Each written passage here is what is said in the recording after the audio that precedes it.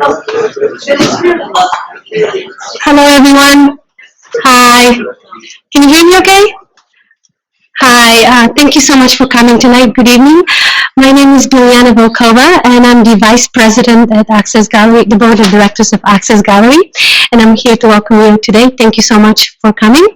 On behalf of Access and our Director, Curator, Kimberly Phillips, I would like to welcome you, and I also would like to thank all the people that have been involved with this conference, the volunteers, the speakers, the respondents, and last but not least, I would like to welcome Mohammad Salemy. Thank you so much for coming.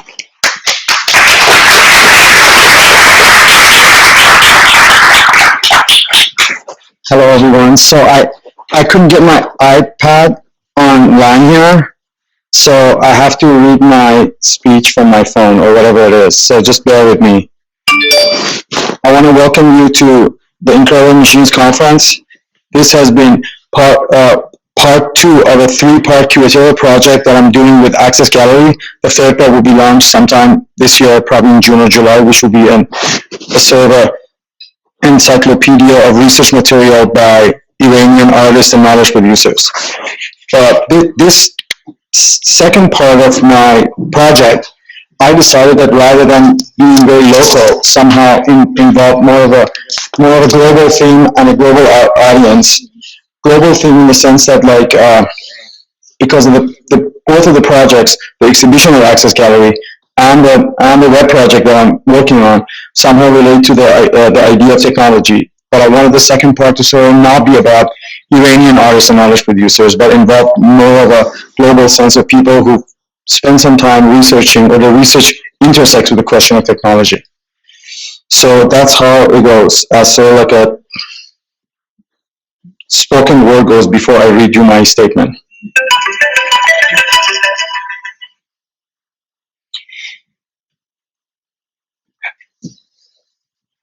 Tonight and tomorrow, you will have a chance to witness and hopefully participate in multiple conversations with a large group of scholars and artists whose research somehow touches upon the question of technology.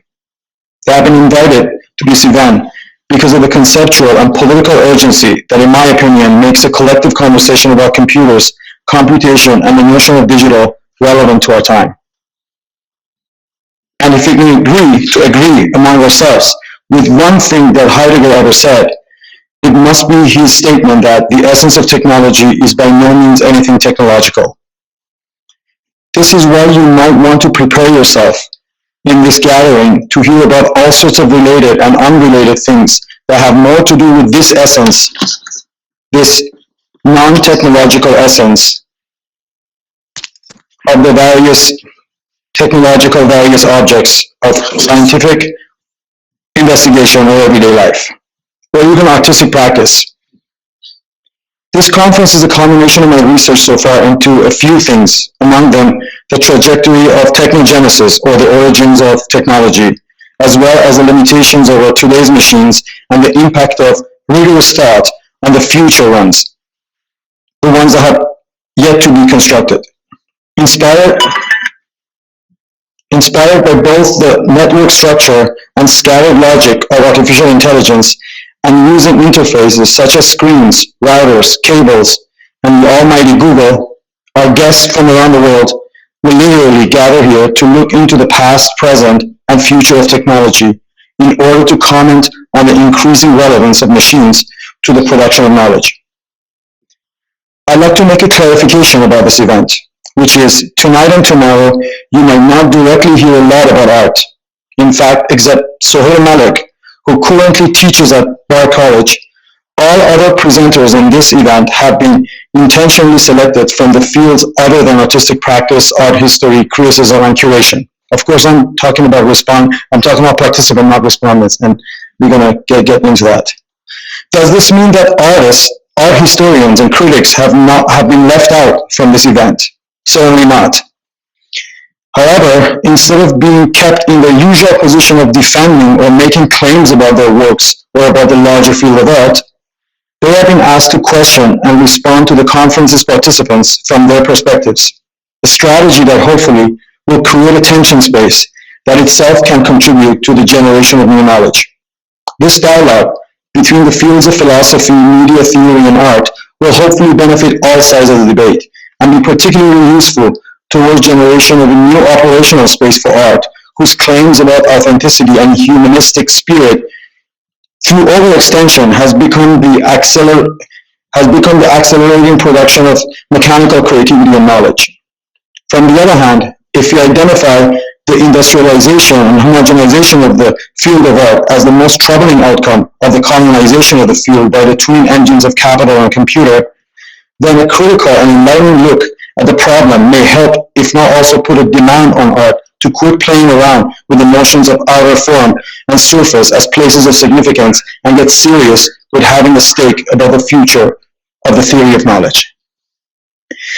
For myself as a curator, thinking rigorously about art and technology has entailed researching and working with not only artists, but also thinkers and scholars whose contributions deserve a similar treatment as that of artists. This is not to suggest that the practices of thinkers and scholars are identical to those of artists, but that their work can and should be treated with the kind of methods usually reserved for making sense and of organizing works by artists for exhibitionary purposes. What I'm trying to say here is that instead of theory referring to art, or art referring to theory, art and theory need to be seen and acted upon on the same scale and the same methodologies. What I'm suggesting here is beyond what has been known in the art world as the public programming associated with art exhibitions. So like curating knowledge rather than just curating public programming associated with some exhibition.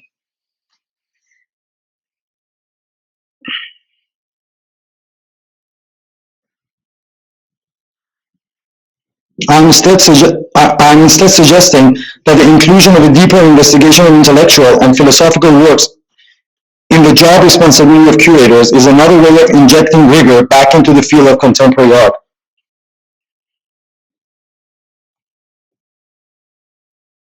Now, a little bit about the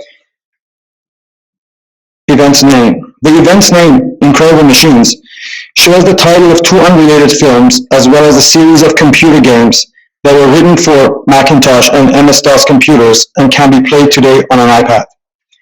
The first film, though, is about the invention of graphical user interfaces at Bell Computers from 1967, and the second one is a 1970s movie about the interiors of the human body made by the National Geographic. This kind of like shows how related machines are to humans and how sort of inseparable it is. Every time you talk about machines, you end up talking about humans and vice versa. There's also another thing I want to address, which is the unfortunate thing that due to conflicting schedules, I was not able to have everyone whose contributions have constituted a major part of my research here tonight with us. Some of these scholars and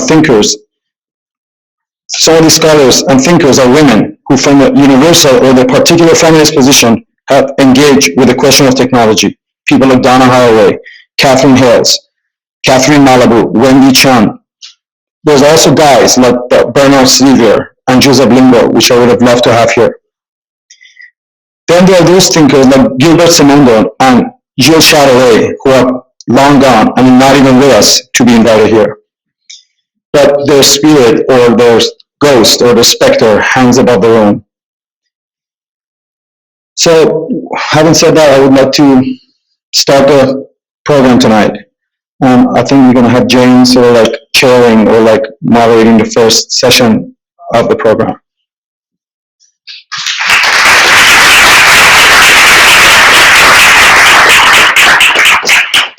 Great, well, thank you, Mo, and again, welcome everyone to the first night of Incredible Machines. My name is Jane Wilkinson, and I'll be introducing the speakers and sort of keeping things going tonight.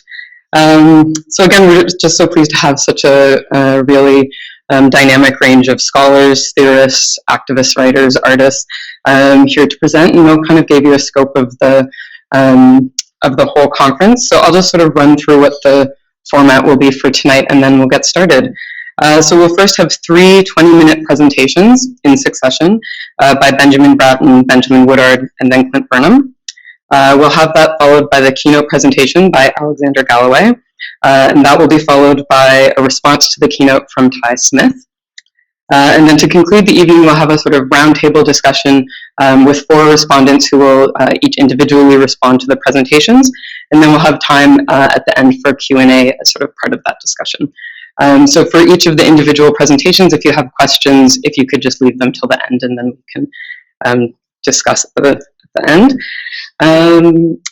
I think for the format, that's all I have to say, but I'd just like to remind our speakers we're on a bit of a tight timeline tonight. You may have noticed there's no break in the evening's program, so we'll try to keep everyone sort of to the allocated time. That would be great. And then, yeah, so I'll just introduce our first speaker of the evening will be Benjamin Broughton. He is a theorist whose work spans the fields of philosophy, art, and design. He's Associate Professor of Visual Arts and Director of the Center for Design and Geopolitics at the University of California, San Diego. His research is situated at the intersections of contemporary social and political theory, computational media and infrastructure, architectural and urban design problems, and the politics of synthetic ecologies and biologies. His current work focuses on the political geography of cloud computing and highly granular universal addressing systems. The title of his forthcoming book is The Stack on Software and Sovereignty, and his presentation tonight is titled The Black Stack. So please welcome Benjamin Broughton. Hi, this is Benjamin Broughton. I'm sorry I won't be able to be with you today in Vancouver. Would have been quite a lovely trip, I'm sure. It would be great to see old and new friends alike. Unfortunately, it's a very busy weekend here at UCSD, graduate admissions, and I have administrative duties which will keep me here for the duration. I also thanks very much to Mohammad for the invitation, however, to speak with you today. And I've prepared a presentation, which I'll give by video here, Brian Oblivion style, and look forward to your comments thereon. It's a newer piece called The Black Stack, which was originally written for the keynote at Transmediale in Berlin a couple months ago and was recently published, like yesterday, in a special issue of eFlux, which is, I think, a special issue actually, and it's available there, the full text for your, if you want to read through it or go through it or after the talk as well. But as I know we're on a bit of a tight schedule, I want to begin then without further delay. Planetary scale computation takes different forms at different scales: energy grids and mineral sourcing, thonic cloud infrastructure, urban software and public service privatization, massive universal addressing systems, interfaces drawn by the augmentation of the hand, of the eye, or dissolved into objects, users both overdetermined by self-quantification and exploded by the arrival of legions of non-human users, sensors, cars, robots. But instead of seeing these various species of contemporary computational technologies as so many different genres of machines, each spinning out on its own, we should instead see them as forming the body of an accidental megastructure. Perhaps these align layer by layer into something not unlike a vast, if also incomplete, pervasive if also irregular software and hardware stack. This model of a stack that both does and does not exist as such, it is a machine that serves as a schema as much as a schema of machines. As such, perhaps the image of a totality that this conception provides would, as theories of totality have before, make the composition of new governmentalities and new sovereignties both more legible and more effective. My interest in the geopolitics of planetary scale computation focuses less on issues of personal privacy and state surveillance, for example, than on how it distorts and deforms traditional Westphalian modes of political geography, jurisdiction, and sovereignty, and produces new territories in its image. It draws from and against Carl Schmitt's later work on the nomos of the Earth, and from his albeit flawed history of the geometries of geopolitical architectures. Nomos refers to the dominant and essential logic for the political subdivisions of Earth, of land, sea, and air, and now also of the domain that the US military simply calls cyber, and for the geopolitical order that stabilizes these subdivisions accordingly.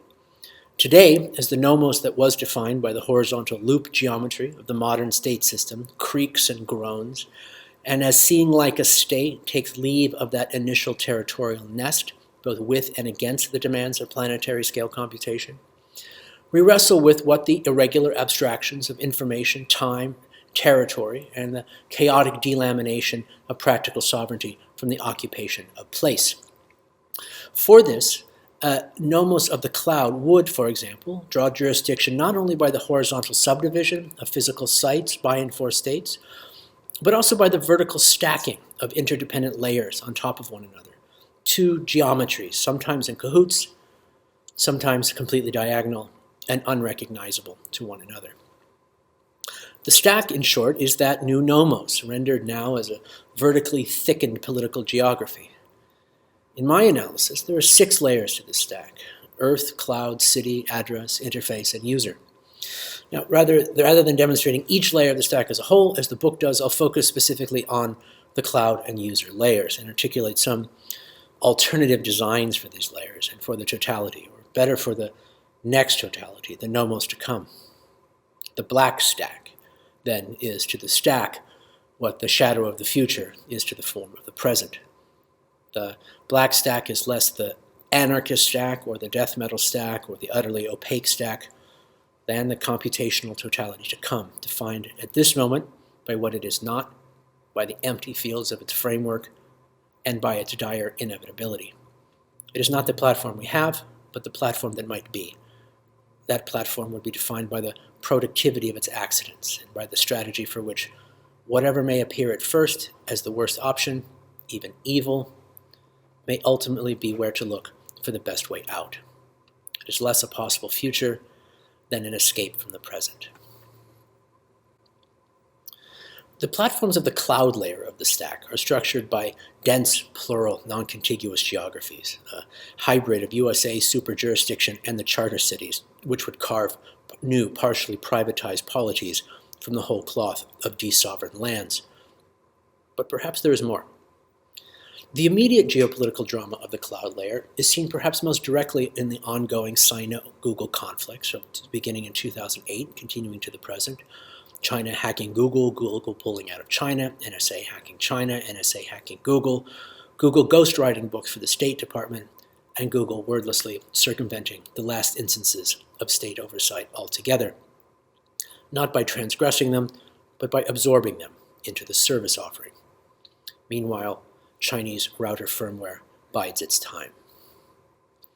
The geographies at work are often weird. For example, Google filed a series of patents on offshore data centers to be built in international waters, on towers using tidal currents and available water to keep their servers cool. The complexities of jurisdiction suggested by a global cloud piped in from non-state space are fantastic, but they are now less exceptional than exemplary of a new normal. And between the hackers of the People's Liberation Army and Google, there's more than just a standoff between the proxies of two state apparatuses, rather a fundamental conflict over the geometry of political geography itself, one bound by the territorial integrity of the state, and the other by the gossamer threads of the world's information demanding to be organized and made useful.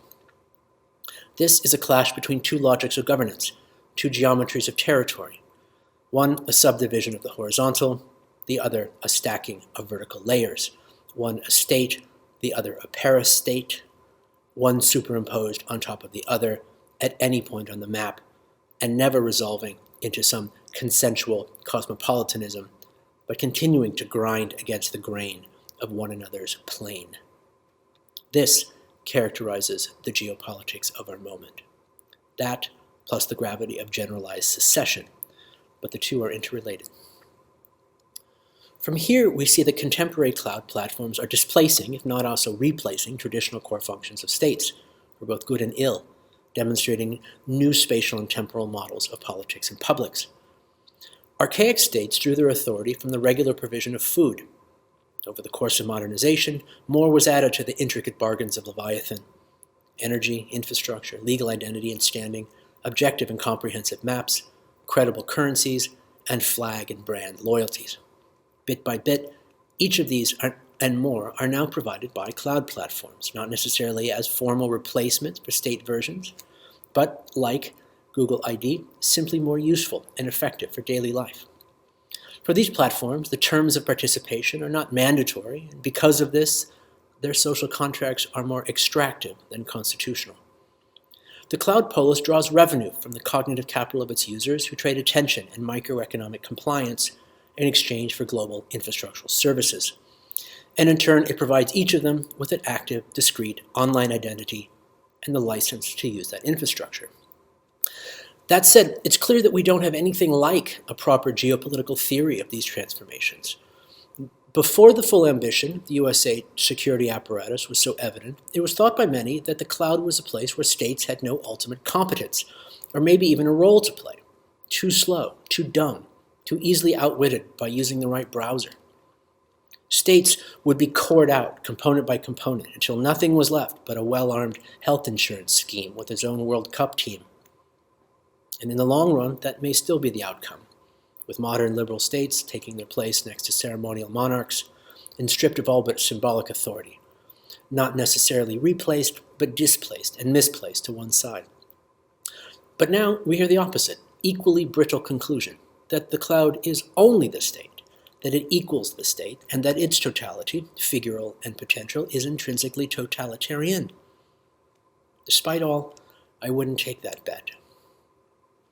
Looking toward the black stack, we observe that new forms of governmentality arise through new capacities to tax flows, at ports, at gates, on property, on income, on attention, on clicks, on movement, on electrons, on carbon.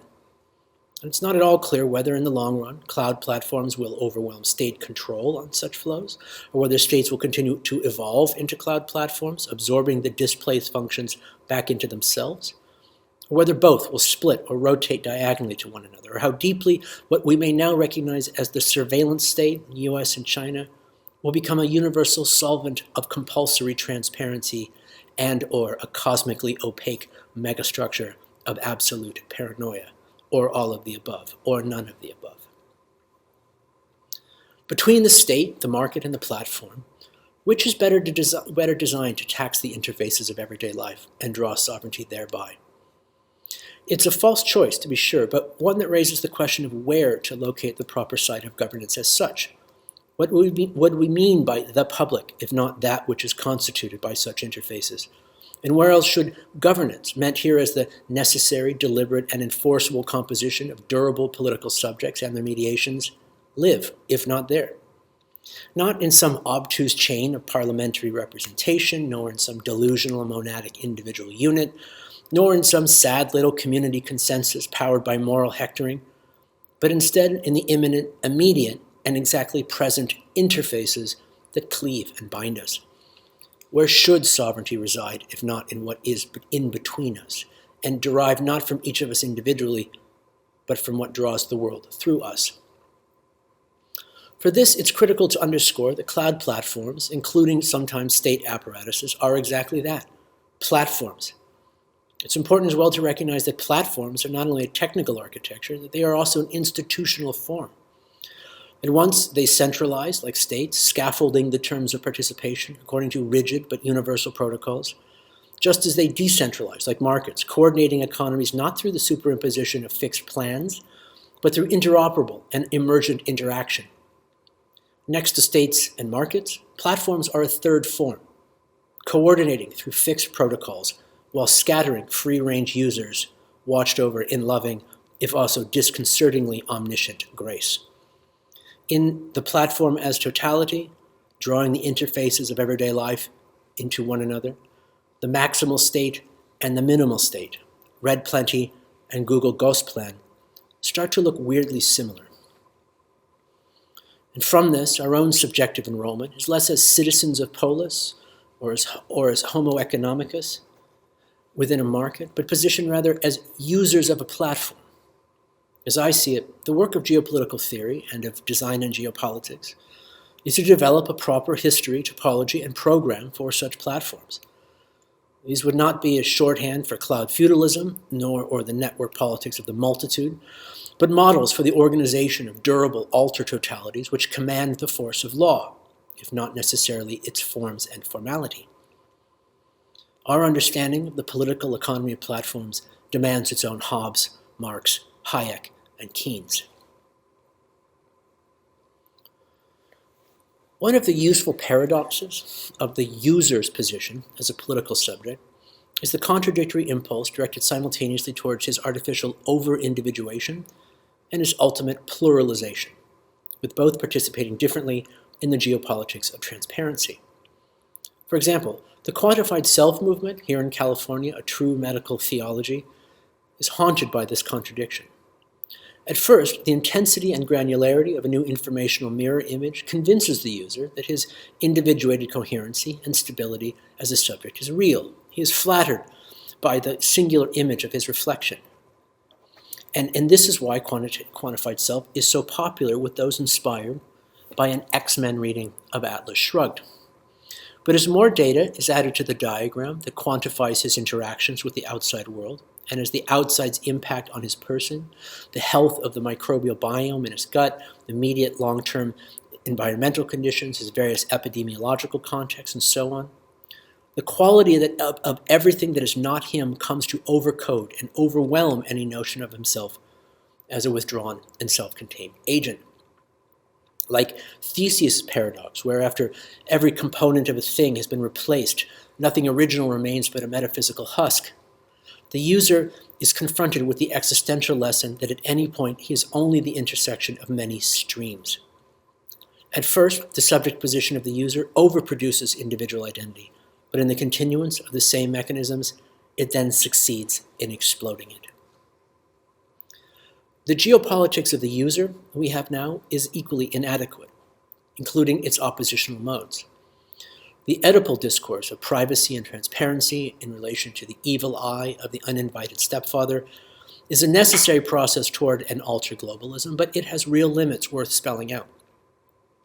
A geopolitics of computation, predicated at its core upon the biopolitics of privacy, of self-immunization from any compulsory appearance in front of publics, platforms, states, others, can sometimes also serve a psychological internalization of a now ascendant general economy of secession, castration anxiety, whatever, resulting in the pre-paranoia of withdrawal into an atomic and anomic dream of self-mastery that elsewhere we call the neoliberal subject. The space in which the discursive formation of the subject meets the technical constitution of the user enjoys a much larger horizon than one defined by these kinds of individuation. Consider, for example, proxy users. uProxy is a project supported by Google Ideas, a browser modification that lets users easily pair up across distances to allow someone in one location, trapped in the bad internets, to send information unencumbered through the virtual position of another user in another location, enjoying the good internets. Recalling that proxy servers set up during Arab Spring, one can see how Google Ideas, Jared Cohen's group, might take a special interest in baking this into Chrome. For Sino-Google geopolitics, the platform could theoretically be available at billion-user scale to those who live in China, even if Google is not technically in China, because those users acting through and as foreign proxies are themselves, as far as the internet geography is concerned, both in and not in China. Developers of uProxy believe that it would take two simultaneous and synchronized man-in-the-middle attacks to hack the link. In a population scale, that would prove difficult, even for the best state actors, for now. More disconcerting, perhaps, is that such a framework could just as easily be used to withdraw data from a paired site, a paired user, that for good reason should be left alone. Some plural user subject that is conjoined by a proxy link or other means could be composed of different types of addressable subjects. Two humans in different countries, a human and a sensor and a bot, a human and a robot and a sensor, a whatever and a whatever.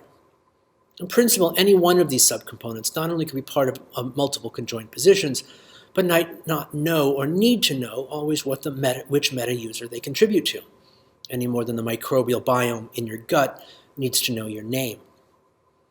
Spoofing with honeypot identities between humans and non-humans is measured against the theoretical address space of IPv6, roughly 10 to the 23 addresses per person, or some other massive universal addressing scheme. The abyssal quantity and range of things that could, in principle, participate in these vast pluralities includes real and fictional addressable persons, objects, locations, even addressable massless relations between things, any of which could be a sub-user in this internet of hyacities. So while the stack, and the black stack stage the death of the user in one sense, the eclipse of a certain resolute humanism, they do so because they also bring the multiplication and proliferation of other kinds of non-human users, including sensors, financial algorithms, and various robots from nanometric to landscape scale, any combination of which one might enter into a relationship as part of a composite user. And this is where the recent shift by major cloud platforms into robotics may prove especially vital, because, like Darwin's tortoises finding their way to different Galapagos islands, the Cambrian explosion in robotics sees speciation occur in the wild, not just in the lab, and with us on their inside, not on the outside. As robotics and cloud hardware of all scales blend into a common category of machine, it'll be unclear in general human-robotic interaction whether one is encountering a fully autonomous, partially autonomous, or completely human-piloted synthetic intelligence. Everyday interactions replay the Turing test over and over. Is there a person behind this machine, and if so, how much? In time, the answer will matter less, and the postulation of human, or even carbon-based life as a threshold measure of intelligence, and as the qualifying gauge of a political ethics, may seem like tasteless vestigial racism, replaced by less anthropocentric frames of reference. The position of the user, then, maps not only very incompletely onto any one individual body. From the perspective of the platform, what looks like one is really many, and what looks like many may only be one. Elaborate schizophrenias already take hold in our early negotiation of these composite user positions. The neoliberal subject position makes absurd demands on people as users, as quantified selves, as sysadmins of their own psyche. And from this, paranoia and narcissism are two symptoms of the same disposition, two functions of the same mask.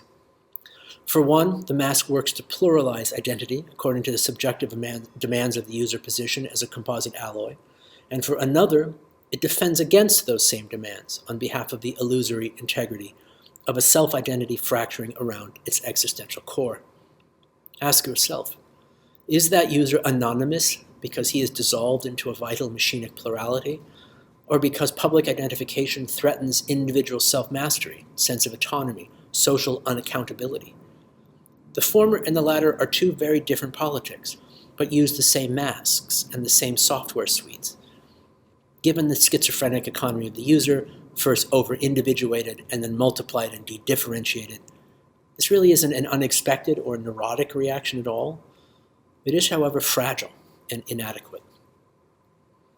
In the construction of the users as an aggregate profile that both is and is not specific to any one entity, there is no identity to deduce other than the pattern of interaction between partial actors.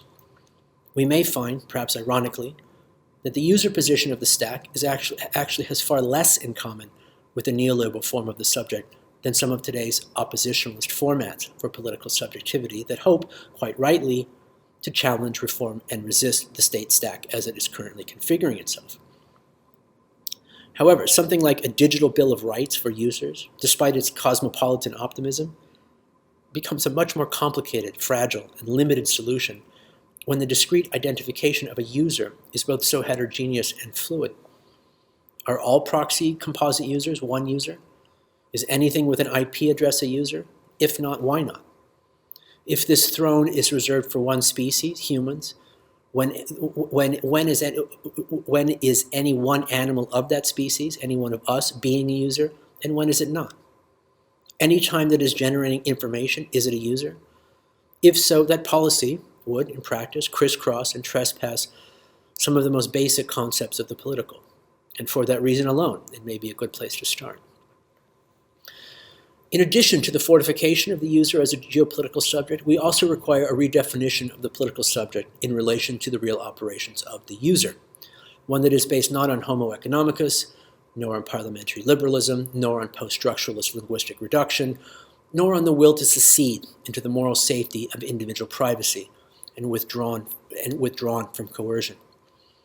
Instead, this definition should focus on composing and elevating sites of governance from the immediate, suturing, interfacial material between subjects, in the stitches and the traces and the folds of interaction between bodies and things at a distance, congealing into different networks, demanding very different kinds of platform sovereignty. I will conclude then with some thoughts on the stack that we have and on the black stack, the generic figure for its alternative totalities, the stack to come. The stack we have is defined not only by its form, its layers and platforms, and by their interrelations, but also by its content. As is now painfully clear, leak after leak, is that its content is also the content of our daily communications, now weaponized against us. If the panopticon effect is when you don't know if you are being watched or not, and so you behave as if you are, then the inverse panopticon effect is when you know you're being watched, but act as if you aren't. This is today's surveillance culture, exhibitionism in bad faith. The emergence of stack platforms doesn't promise any solution, or even distinctions between friend and enemy within this optical geopolitics. At some dark day in the future, when considered versus the Google caliphate, the NSA may even come to be seen by some as the public option. At least it is accountable in principle to some parliamentary limits, they will say, rather than merely stockholder avarice and flimsy user agreements. If we take 9/11 as the rollout of the Patriot Act as year zero for the USA's massive data gathering, encapsulation, and digestion campaign, one that we are only now beginning to comprehend, even as parallel projects from China, Russia, and Europe are sure to come to light in time, we could imagine the entirety of network communication for the last decade, the big haul, as a single deep and wide digital simulation of the world, or a significant section of it. It's an archive, a library of the real. Its existence as the purloined property of the state, just as a physical fact, is almost occult. Almost. The geopolitical profile of the big haul, from the energy necessary to preserve it to the governing instrumentality understood both as a text, very large text, and as a machine with various utilities, overflows the traditional politics of software. Its story is much more Borges than Loris Lessig. Its fate is as well. Can it be destroyed? Is it possible to delete this simulation, and is it desirable to do so? Is there a trash can big enough for the big delete? Even if the plug could be pulled on all future data halls, stopping them immediately, surely there must be a backup somewhere, the identical double of the simulation, such that if we delete one, the other will be forever haunting history until it is rediscovered by future AI archaeologists interested in their own Paleolithic origins. Would we bury it, even if we could? Would we need signs around it, like those designed for the Yucca Mountain nuclear waste disposal site, warning off unknowable future excavations? Those of us lucky enough to be alive during this 15-year span would enjoy a certain illegible immortality, curious to whatever macro-cognitive entity pieces us back together by our online activities, both public and private, proud and furtive. Each of us rising back centuries from now, each of us a little Ozymandias of cat videos and Pornhub. In light of this, the black stack could come to mean very different things. On the one hand, it would imply that this simulation is opaque and unmappable, not disappeared, but that the whole thing is ultimately redacted. It could imply that from the ruined fragments of this history, another coherent totality can be carved against the grain, even from the deep recombitancy at and below the earth layer of the stack. Its blackness is the surface of a world that can no longer be composed by addition, because it is so absolutely full, overwritten and overdetermined, and to add more is just so much ink into the ocean. Instead of tabula rasa, this tabula plenis allows for creativity and figuration only by subtraction, like scratching paint from a canvas by carving away, by death, by replacement. The structural logic of the stack system allows for the replacement of whatever occupies one layer with something else, and for the rest of the architecture to continue to function without pause. For example, the content of any one layer, earth, cloud, city, address, interface, user, could be replaced, including the masochistic hysterical fiction of the individual user, both neoliberal and neo-other things, while the rest of the layers remain a viable armature for global infrastructure. The stack is designed to be remade. That is its technical form. But unlike replacing copper wire with fiber optics in the transmission layer of TCP/IP, replacing one kind of user with another is more difficult. Today we're doing it by adding more and different kinds of things into the user position, as described above. We should allow for more comprehensive displacements, not just by elevating things to the status of political subject or technical agents, but by making way for genuinely post-human and ahuman positions. In time, perhaps at the eclipse of the Anthropocene, the historical phase of Google Gosplan will give way to stateless platforms from multiple strata of synthetic intelligence and biocommunication to settle into new continents of cyborg symbiosis. Or perhaps instead, if nothing else, the carbon and energy appetite of this ambitious embryonic ecology will simply starve its host. For some dramas, but hopefully not for the fabrication of the stack to come, black or otherwise, a certain humanism and companion figure of humanity still presumes its traditional place in the center of the frame.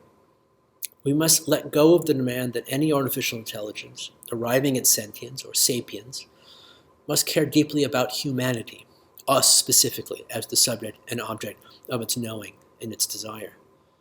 The real nightmare, worse than the one in which the big machine wants to kill you, is the one in which it sees you as irrelevant, or not even as a discrete thing to know about. Worse than being seen as an enemy is not being seen at all. As Eliezer Yudkowsky puts it, the AI does not hate you, nor does it love you, but you are made of atoms which it can use for something else. One of the integral accidents of the stack may be an anthracidal trauma that shifts us from a design career as authors of the Anthropocene to the role of supporting actors in the arrival of the post-Anthropocene. The black stack may also be black because we cannot see our own reflection in it. In the last instance, its accelerationist geopolitics is less eschatological than chemical, because its grounding of time is based less on the promise of historical dialectics than on the rot of isotope decay. It's drawn, I believe, by an inhuman and inhumanist molecular form finding. Precambrian flora changed into peat oil, changed into children's toys. Dinosaurs changed into birds, changed into ceremonial headdresses. Computation itself converted into whatever meta-machine comes next, and stack into black stack. So, thanks very much for the invitation to share the text with you. Again, apologies for not being able to join you in Vancouver today. I truly wish that I could have. I do look forward to getting any comments and feedback and extending the conversation on these topics with all of you. So until then, I'll see you. Thanks again. Bye. So moving on for our second presentation, Benjamin Woodard is a doctoral student at the Center for Theory and Criticism at the University of Western Ontario. His dissertation focuses on the relation between thought and nature in the philosophy of F.W. de Salemy, focusing specifically on the relation between speculative physics and pragmatism in the context of an extensive naturalism. He is also interested in philosophical pessimism and ecology, and the title of his presentation tonight is Computing the Unprethinkable, Plato's Line and Deflationary Ontology. Please join me in welcoming Benjamin Woodard.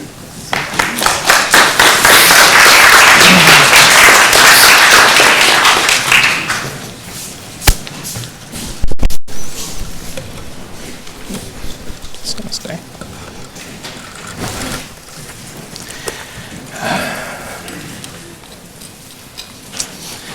Okay, thank you very much, and thank you for the introduction, and thank you, Mo, for bringing me here.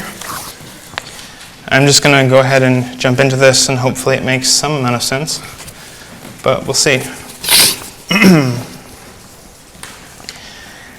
In her essay, Epistemology of the Line, Sybil Kramer notes a peculiar feature of Plato's divided line, namely that the capacity for making images, and with it visuality, forms the essence of Plato's ontology, understood as a doctrine of what is real. Even the highest level of being, the forms, are introduced as originals, thus as templates for pictorial copies. Degrees of reality are held up against the measuring stick of the original-copy relationship. Given Plato's purported hostility to the image, this might seem surprising, yet the very progression of Plato's dialogues, of the exhibition of of the exhibition and demonstration of abstraction's necessity, posits that the imaging of abstraction is required. Furthermore, Kramer's reading of the line indexes the one world, two method reading of Plato's thought, championed by Konstantin Ritter, against the two worlds model, which suggests an unmediated invasion of the abstract upon the actual, and locates transcendental capacities as out of this world. Demonstration, or any act of determination, maintains the abstract constitution of the act of determination, but not its conception. If we assume determination is logic, then how we conceive the constitutive power of the abstract requires locating the place from which determination arises in order to mobilize determination non-trivially. To not do so makes the conceptual inexplicably compatible with the constitutive. The problem of differentiating thinking and being, or conception and constitution, has issued a flight to the middle of Plato's line. In one case, the abnegation of epistemology conjoined with the contrary demand for structural determinacy, as in Badu or Measu, or in another case, the atomization of epistemological access in the name of descriptive breadth, in Harman and other object-oriented philosophies. That is, either a narrow mathematization of ontology or an ontologization of the all without knowing. Both strategies fear two opposed extremes, the hard epistemological limit at bottom and the infinite capacity of the abstract above. This is not to erase the differences between Measu and Badu, but highlight their joint attempts to transcendentalize without Kant. From this fortified ontological middle ground, the efficacy of a process such as computation appears as an absurdity, which simultaneously undercuts human ontological status while inflating technological and scientific capacity as only mass psychological error. Whereas Husserl defended the frail human spirit from the sciences as the ongoing abstraction of the concrete, Kramer argues that Plato's aforementioned diagrammatic determinations emphasizes science and philosophy's concretion of abstraction.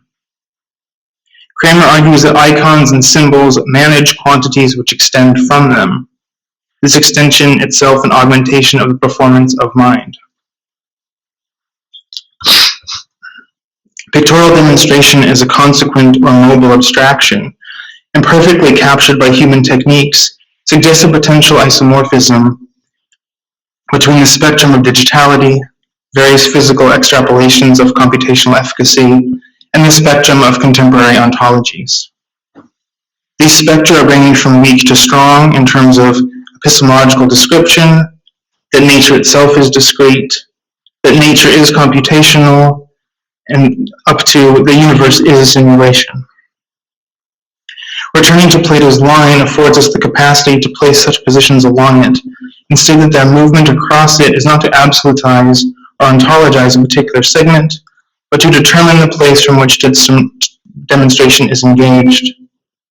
The aforementioned weak ontologies attempt to fortify the mid-region of the spectrum, the line, yet ontologize this very occupation, hardening doxa at its highest peak, bound to the basis form of knowledge as logic, strapped to an eventual temporality, shortcuts necessitated by their collective evasion of epistemic mediation or mobile iconicity. Amidst this combative fray for the middle ground of synthesis lies inflationary and deflationary accounts of German idealism, functioning as the pivot between weak and strong ontology or digitality and computation. In particular, it is the different utilizations of the quantitative and the qualitative which separates Schelling and Hegel's view of determination as synthesis. For Hegel, the shift between the universal and the particular is a qualitative shift, whereas for Schelling, such a shift is a quantitative or augmentative one. Both Hegel and Schelling involve distributive models against ontological solidification of subject or object, in the name of non-foundational spirit or non-foundational nature. Both Hegel and Schelling advance vectorial modes of thought, whereas Hegel constructs social circularities, Schelling attempts to synthesize the endless figurations of nature's augmentative and recursive continuity. Along the spectrum of known being, or conception, constitution, the Hegelian long view runs the top of the line of abstraction to the point of origin. Finite determination is the self-differentiation of a concept from the negated genes of its conceptual history. Creating nests of conceptual difference, whereas for Schelling, the model is distributive in a figurative or branching way. The consequent totality of these branches is retrograded in nature, and that any sense of the all is a potency located in the unbethinkable.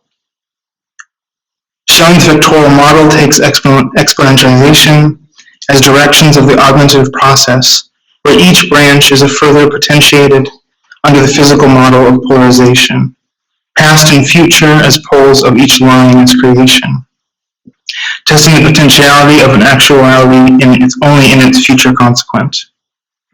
This extensity test, as Ian Grant puts it, is further complicated in that Schelling's genetic method is constantly recapitulated as an epoch or age or division along the line, as a selection or cut of branches, constructing a hierarchy without totality.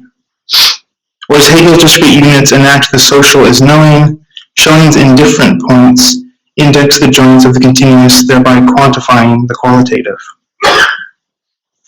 Against these vectorial mediations, the weak ontology of Meillassoux and Badiou obviates the level of the pragmatic by inflating the outside as determining the human only ontologically, never in terms of capacities, but only ever on its own already ontologized location. The self-standing quality of the subject trivializes the determinations of the outside as naively abstract, while its minimal definition leads to an uncritical ubiquity or a logic from nowhere. The peculiar formalism of weak ontologists, or strong ontologists in the opposite motion in the guise of anti-epistemology, avoids both the rational capacities which unground, constructively or destructively, the reasoner, represented as a social creature for Hegel, or the enactivist procedure and self-altering unground of nature, represented as productive, self-limiting activity by Schelling. To return to Plato, the spectrum of knowing and being, represented by the divided line, can be taken as a demonstration of each segment of nature, where the division again is not passage from this world to the next, but in directing the next node or branching of the line of the universal in nature. Furthermore, the lower or higher orientation becomes less a qualitative judgment than one of stratified genesis, where apparently qualitative symmetry breaks on meta-level extractions or virtualizations of a larger augmentative process or of the scalar difference between function and structure. Within these strata, the interacting components would seem to function under a Hegelian social model as conceptual interplay, and under a Schellingian model as the tracing of experimental extensity. The opposition of Hegel and Schelling is transformed in terms of the line.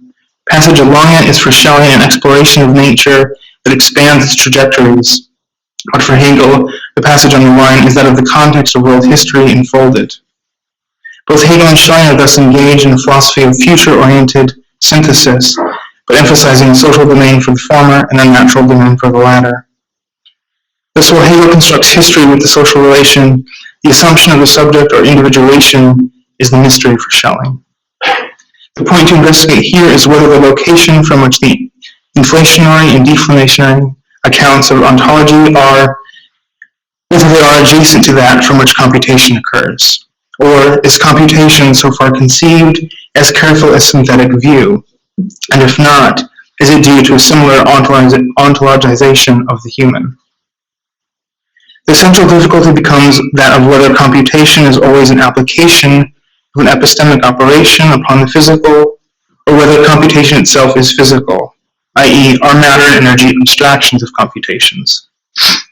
Ian Horsburgh notes that this conflict arises regarding the necessity of a medium in carrying out computations, and yet, for quite some time, the measure of the capacity of computation has often been that of behavioral equivalence. That is, computational success is measured by the correlation of simple input and output.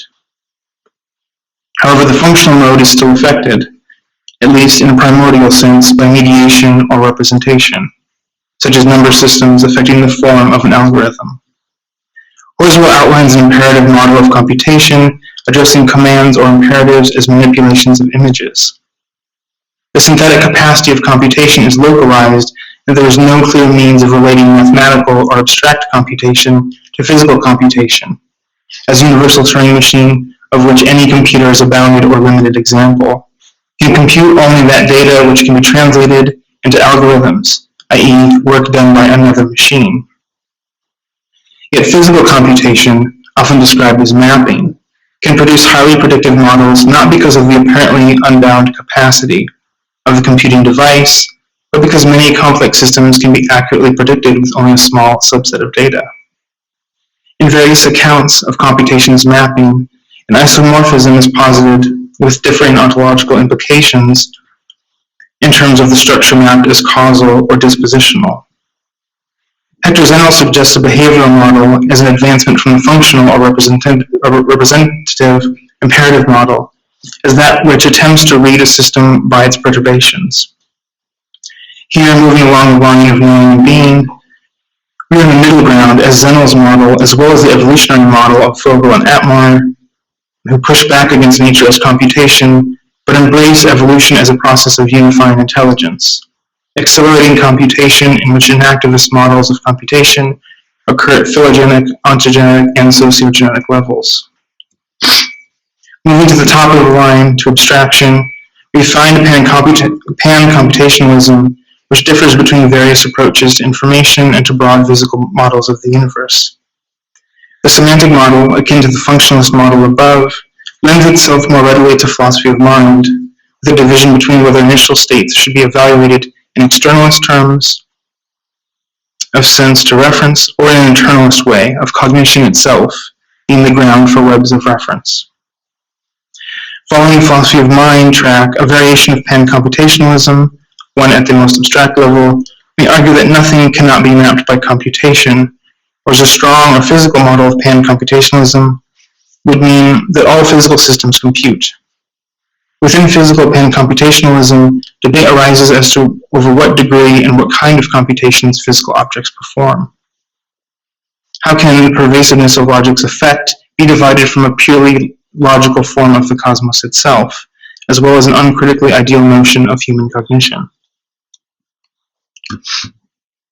David Deutsch, in discussing artificial general intelligence, has argued that while Turing Church universal computability may be applied to physical models, models of quantum computing are not adequate to explain how thought occurs.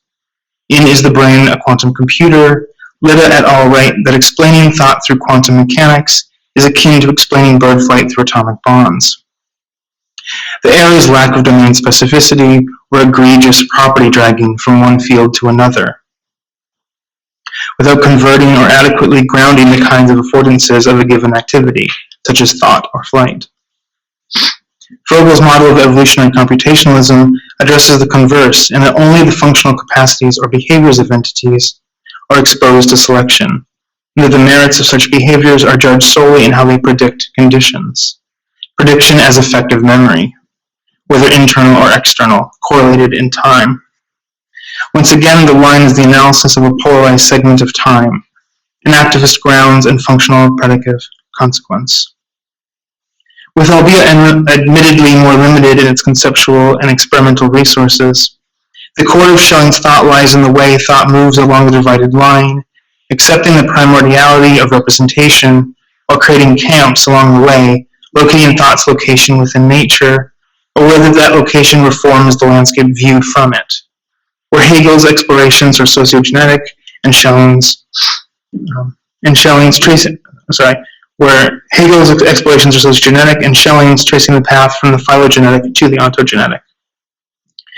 To ontologize one's location in the name of weak ontology is to reject the locative aspect of Kant's project, expanded by Negrestani, which is its most impressive contribution.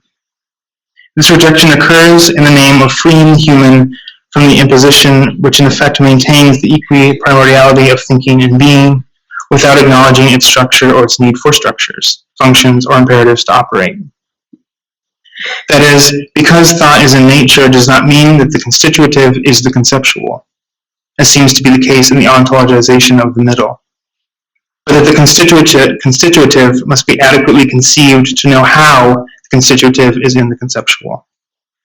Rather than pit Hegel against Schelling, I would emphasize for the former that the law of the world is reason demonstrated in history, or for the latter, it is that all possibilities self-fulfill and none are suppressed.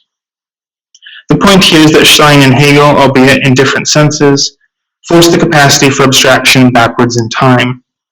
For Schelling, the oddity of postulating the unprethinkable is what necessitates, not contradicts, that one must start from the lowly image. That representation is the engine of predication. The danger of computation, it seems, is that it valorizes the ontology of determination over the determination of ontology as only a perspectival determination of the concept nested within constitution.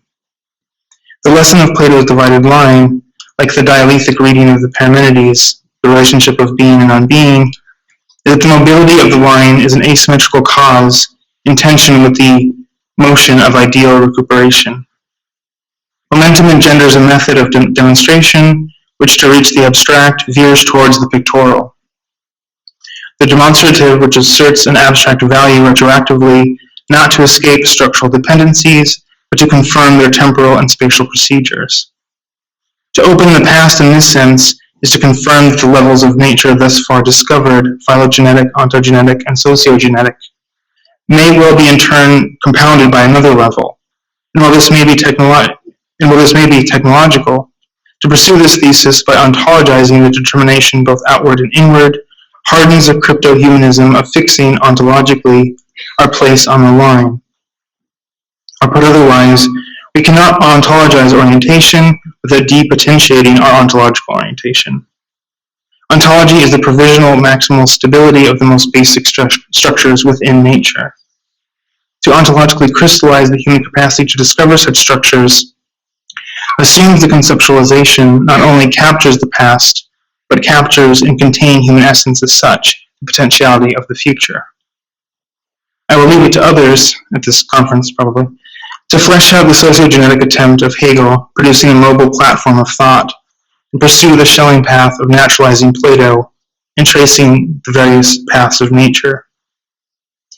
Such tracings can appear hollow if the ungrounding and regrounding of human capacities through inactivism and the geometrical cognitive procedures are not redeployed simultaneously at upper and lower levels, but not in an ontologically determinate sense by each and every outcropping of human intelligence.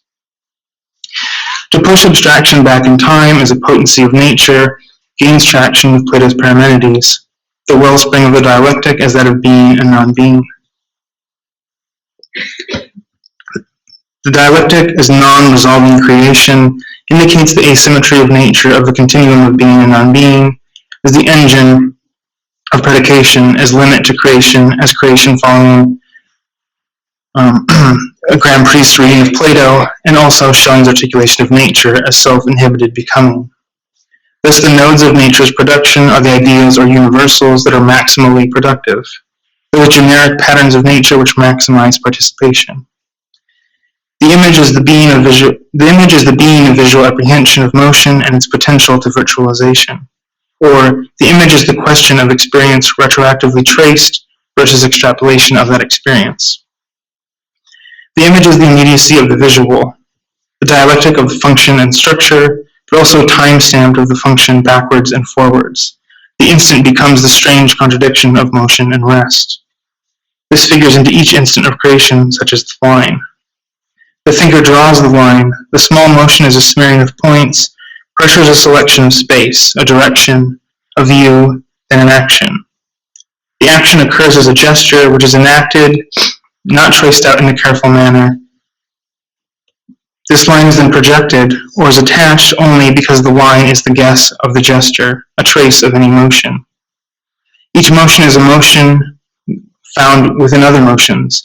In addition and hollowing out, the line adds another line, trajectory, but it also expands the periphery and branching paths of Schelling's model of nature. The drawing of a line not only divides as it bifurcates space, producing two spaces of action that from the line propose fields, but the line is an icon of thought, of computation, as it extends or pushes outwards.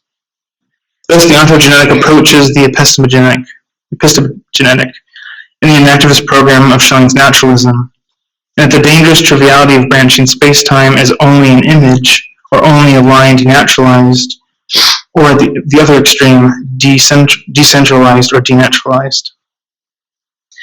The depotentiation of our ontological position begs the question of the natural sense of the machinic, or whether the machinic can be placed along the line to, as Kramer puts it, avoid defining computation as merely the arbitrary manipulation of signs. The difficulty lies in that if reason is separate from intelligence, or if orientation arises from movement, as the former collectivizing the latter, then what is the human role in collectivizing computational processes into machinic intelligence from a de-ontologized position? Or is any such attempt always indicative of nature, of thought as a current augmentative and recursive motion which addition pushes outward? The past is a potentiation for us in terms of biological time, but that the potentiation of the biological into the abstract allows us to potentiate time itself, allowing us to posit times at different scales, scales which bear the weight of dimensionality built from biologically potentiated directions. Each augmentation, each lengthening, and every so often a horizontal cut suggests a new stage. But each stretch of the line digs deeper into the past, requires it to be more generative than we thought it could be. Thereby the unrethinkable past pushes itself into the present, and the more the present potentiates, the more the future determines the direction of potentiations, or where could this go. The attempt to augment the present into the past, if we had only known, augments the past into the future, or what we cannot not know, which determines the future as neither we don't know, which determines the future as neither, or we don't know how much we don't know about failure, instead of the synthesis of both, or this can only go into the unknown. The social, Hegel, and natural Schelling mediation of paths to be taken robs the grounding capacity of thought, of computation, other than to produce and to halt, to add to that conceptual production, to that production itself. Thus even subtraction and isolation are additive to nature's extending or pushing outwards force. Deflationary ontology is not towards the outside, but should deflate the concepts of ourselves which override the uncertainty of our constitution as reasoners, or deflate ourselves as non-explorers of nature for the sake of stabilizing epistemological depth, especially if it overrides pragmatic efficacy. The hyper-contextualization of the enactivist model engenders wagers and should not crystallize the human inability to act given the insufficiency of our knowledge. The divide of Plato's line, then, is another trajectory, a joint in the network of nature's production. The elsewhere, the highest, is not some transcendental realm, but a pedagogically abstract component of a rationalist system. Likewise, the mirror image from which any demonstration of such future potentiality is itself a past potential, an unground, a tool that demonstrates the potential for higher potentiality or future to be imaginable. Imagining pushes the sensible to expand the thinkable in order to outline the universals of nature to map out its potential developments. Schelling via Plato demonstrates that the quantitative is not reductive capture, but merely the progression of nature, reductive only by ignoring its potential future grounds for the sake of grounding the human, of keeping it apart from nature and apart from a temporality that might potentiate it outwards. The multiplication of current pet ontologies for each and every object is only a symptom of the fear to unwind the human into the vibrations of nature. The stubbornness of the image is the persistence of nature's expansion in and through us. Thanks.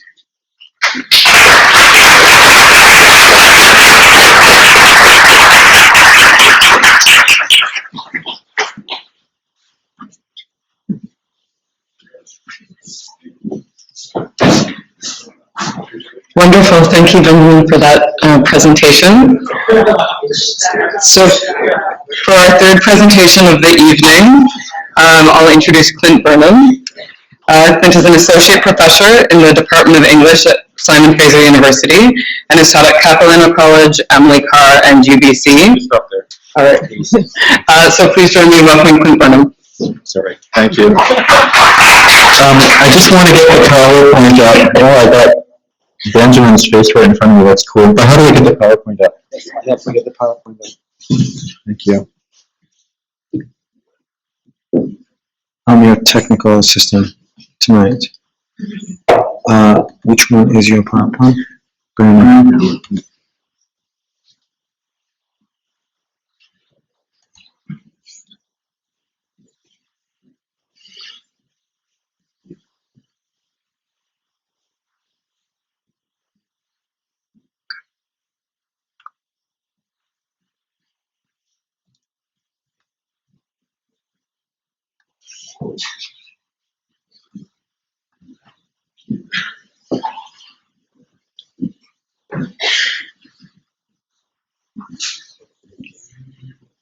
And then you can go like that, and then you can just use this, right, to navigate. And maybe we just go like. What happened to the next? No, what happened to the next one? Yeah, that's okay. Just go like this. Just No, go. what happened there? It says the image could not be. Oh, I guess you. What? That's okay. We can just leave it. All right. Right. Okay. No, just leave it up with the, yeah. I just have to go change the screen there, and then you're on. Okay, thank you.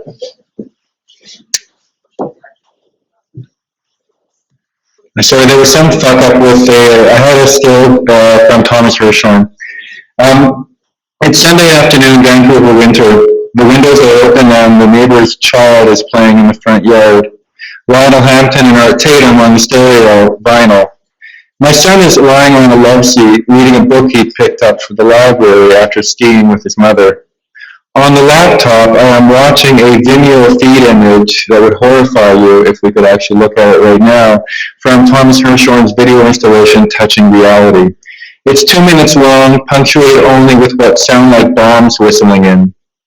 The images of someone else swiping, pinching, enlarging and reducing images of atrocities. The first picture is swiped, then the second stopped. It's of a man in a hospital bed. His genital is visible, blood soaked through various bandages, eyes staring in shock. The fingers of the viewer open up the image to the face, then close it again. This takes 10 seconds. And swipe on to the next image, where a man lies on the ground, his skull split open, and off-brown brain matter spilling out. Swipe to next image. No, come back. Open up for details of the brain matter. And so it goes. How are we to look at these images, and not only these images, but also at the hand that is touching these images, touching reality, but Hirschhorn will also insist, I love that you, truth as an event, and then moving on. Hirschhorn gives an eloquent defense of his practice of the necessity of looking at images of atrocity in today's internet violence in the Journal de la Triennale from 2012, countering such obscenities as Rumsfeld's observation that death makes war depressing, or a Situation Room photo of Obama and his cabinet watching the Navy SEALs assassination of bin Laden. But Hirschhorn does not talk about the framing that activates touching reality, that is, the very fingers swiping and pinching. In this paper, I want to investigate what a cohabitation of Žižekian or post-Žižekian theory, an object-oriented ontology, or OOO, or even triple O sauce, which is a local reference, can bring to thinking about the internet or digital culture. I take my cue from the New World vertices, the recent turn to the object, Bill Brown, Joan Kopchak, my own students, the importance of the object or thing in psychoanalysis, Freud and Lacan's Das Ding, Winnicott's use of the object, Lacan's four objects and his objectivity, the dialogue or missed dialogues between Zizek and Triple O in Less Than Nothing and Graham Harman's Tool Being, Ian Bovis' specific comments on computers and software, but also debates between Zizek, Harman, and Levy Bryant with respect to retroactivity and the split object. But in the short time I have here today, I want to work through ideas of the object via Ian Bovis and Levy Bryant, the so-called democracy of objects, keeping as our cultural object the Hirschhorn video, but then turning to how Zizek discusses Lacan's concept of the objectivity The object that is in O and more than O. Not only the object of O's desire, but the object that structures its desire, that provides its fantasy. Now, my purpose in this paper's opening description, of course, was to highlight the radical and violent juxtaposition of the body and the image that Hirshhorn's work makes possible. His film makes the viewer of said images complicit, and I don't know if it's a film or video, I'm not paying attention to that. His film makes the viewer of said images complicit not only in the production of images of atrocity, but in their reception, their touching and swiping that is a typical reaction and or interaction with digital technology in the first world. Then my reception of Hirshhorn's piece in a domestic place surrounded by the objects, but also children, brings ethical and political questions to the front. What is the effect, that is, of seeing such images and seeing their reception, touching and swiping, pinching and poking, when surrounded by more innocuous objects like vinyl records and my son? But here a first objection, forgive the pun, am I saying my son is an object? Is this not to objectify him? Obviously, such a critique goes back to 1970s feminism, when an argument against pornography was made that it objectified women. That is, that it encouraged men to view women as objects and to treat them as such, to view women as mere vehicles for men's sexual pleasure. But from an O perspective, this is as misguided an argument as to call a rapist an animal. It was unfair to objects or animals.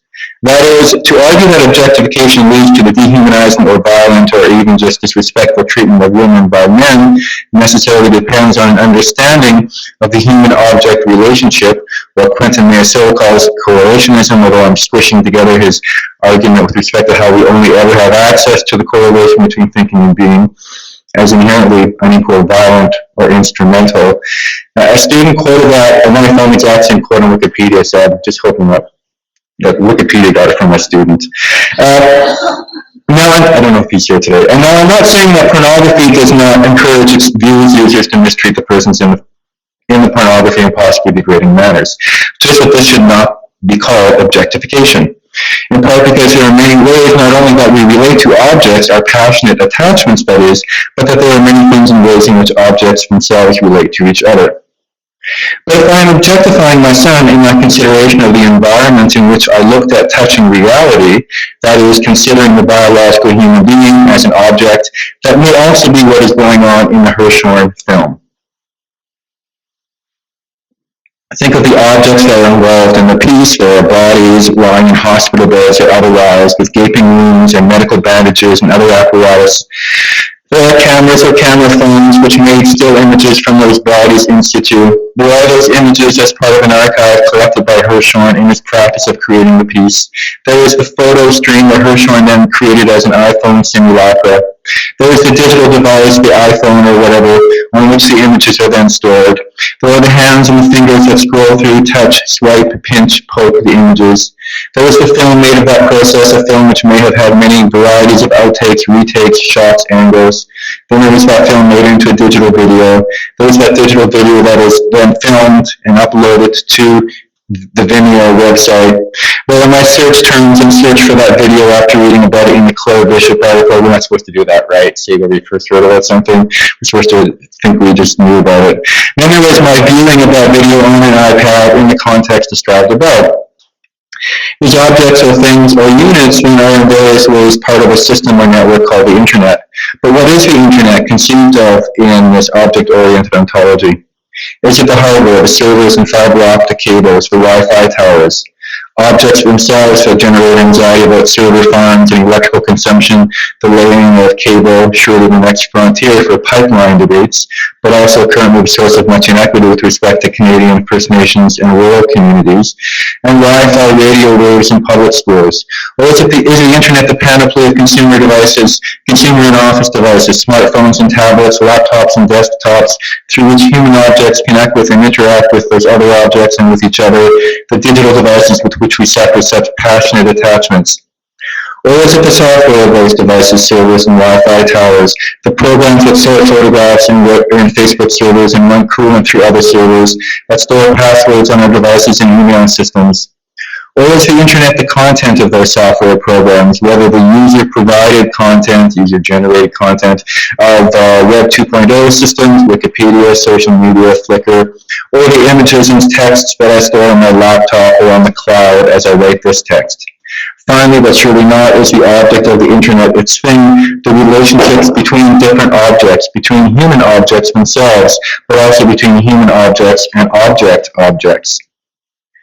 This last list will be familiar to readers of Ian Burgost's Alien Phenomenology, where he delineates in a more exhaustive fashion the various ways of thinking about the E.T. video game. Arguing finally that the game is all of these things: bytes, packaging, code, landfill.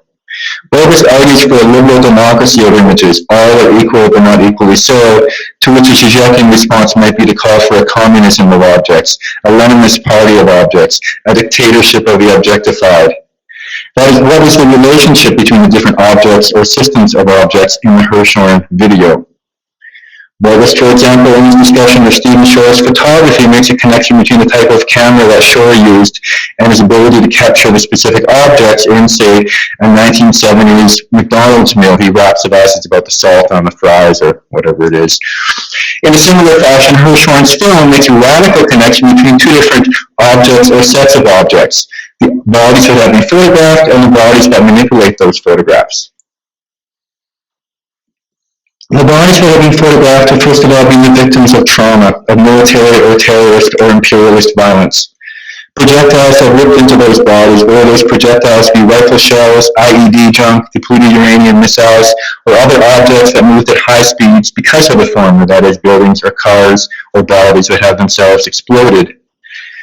I should add that I resisted going on Wikipedia on specific. I can't remember which part is it the shell, which part is the shell itself, but both because actually I was in the military for a year 30 years ago, but also just the Zizek'ian thing. That's not it. It's not the actual empirical thing. The bodies have been photographed because of today's ubiquity of cameras, of objects that we call cameras. Their presence as image-making machines carried in many non-photographers, like myself, pockets or satchels or other objects. The cameras are then removed in such protective cases. Buttons are pushed or swiped and images are made. From this point on, due to the pervasive technological object we call touch screens, the images are touched, or rather the screens or their skins are touched, setting off code and other objects which in turn temporarily distort or crop or resize the image. The body's images exist in a bewildering varieties of objects now. The memory systems of the camera phones or cameras, the Wi-Fi systems that are uploaded, or the memory sticks of cameras proper, the laptops and larger cameras, and larger computers of media companies, or amateur or activists or NGO photographers. Think of how upset we were when we learned that avid wave images were used as screensavers. A communism of objects would assert a political solidarity of the hands that do the touching and swiping those objects with the bodies that have been photographed, those objects. And this solidarity exists not only via or made possible by the thing that is the internet, but also by the object that is the Thomas Hirshhorn artwork touching reality. But of course, this is a solidarity that is working with antagonisms, which differs then from the concept of a democracy of objects argued in Levi Bryant's book of the same name, as well as by Ian Burgos. Burgos in Alien Phenomenology makes an explicit connection between flatness and democracy, mistaking perhaps equality, a flatness where all objects have the same political size, as it were, for the process of democracy, the political struggles for the same, which is to say, of necessity, communist. Now, Levi Bryant's thesis, where he presents his manifesto of a flat ontology upon which such a democracy of objects rests, is based on 4 arguments. They're the first of 7 rabbit holes of theory I'm going to do here. No more lists of objects.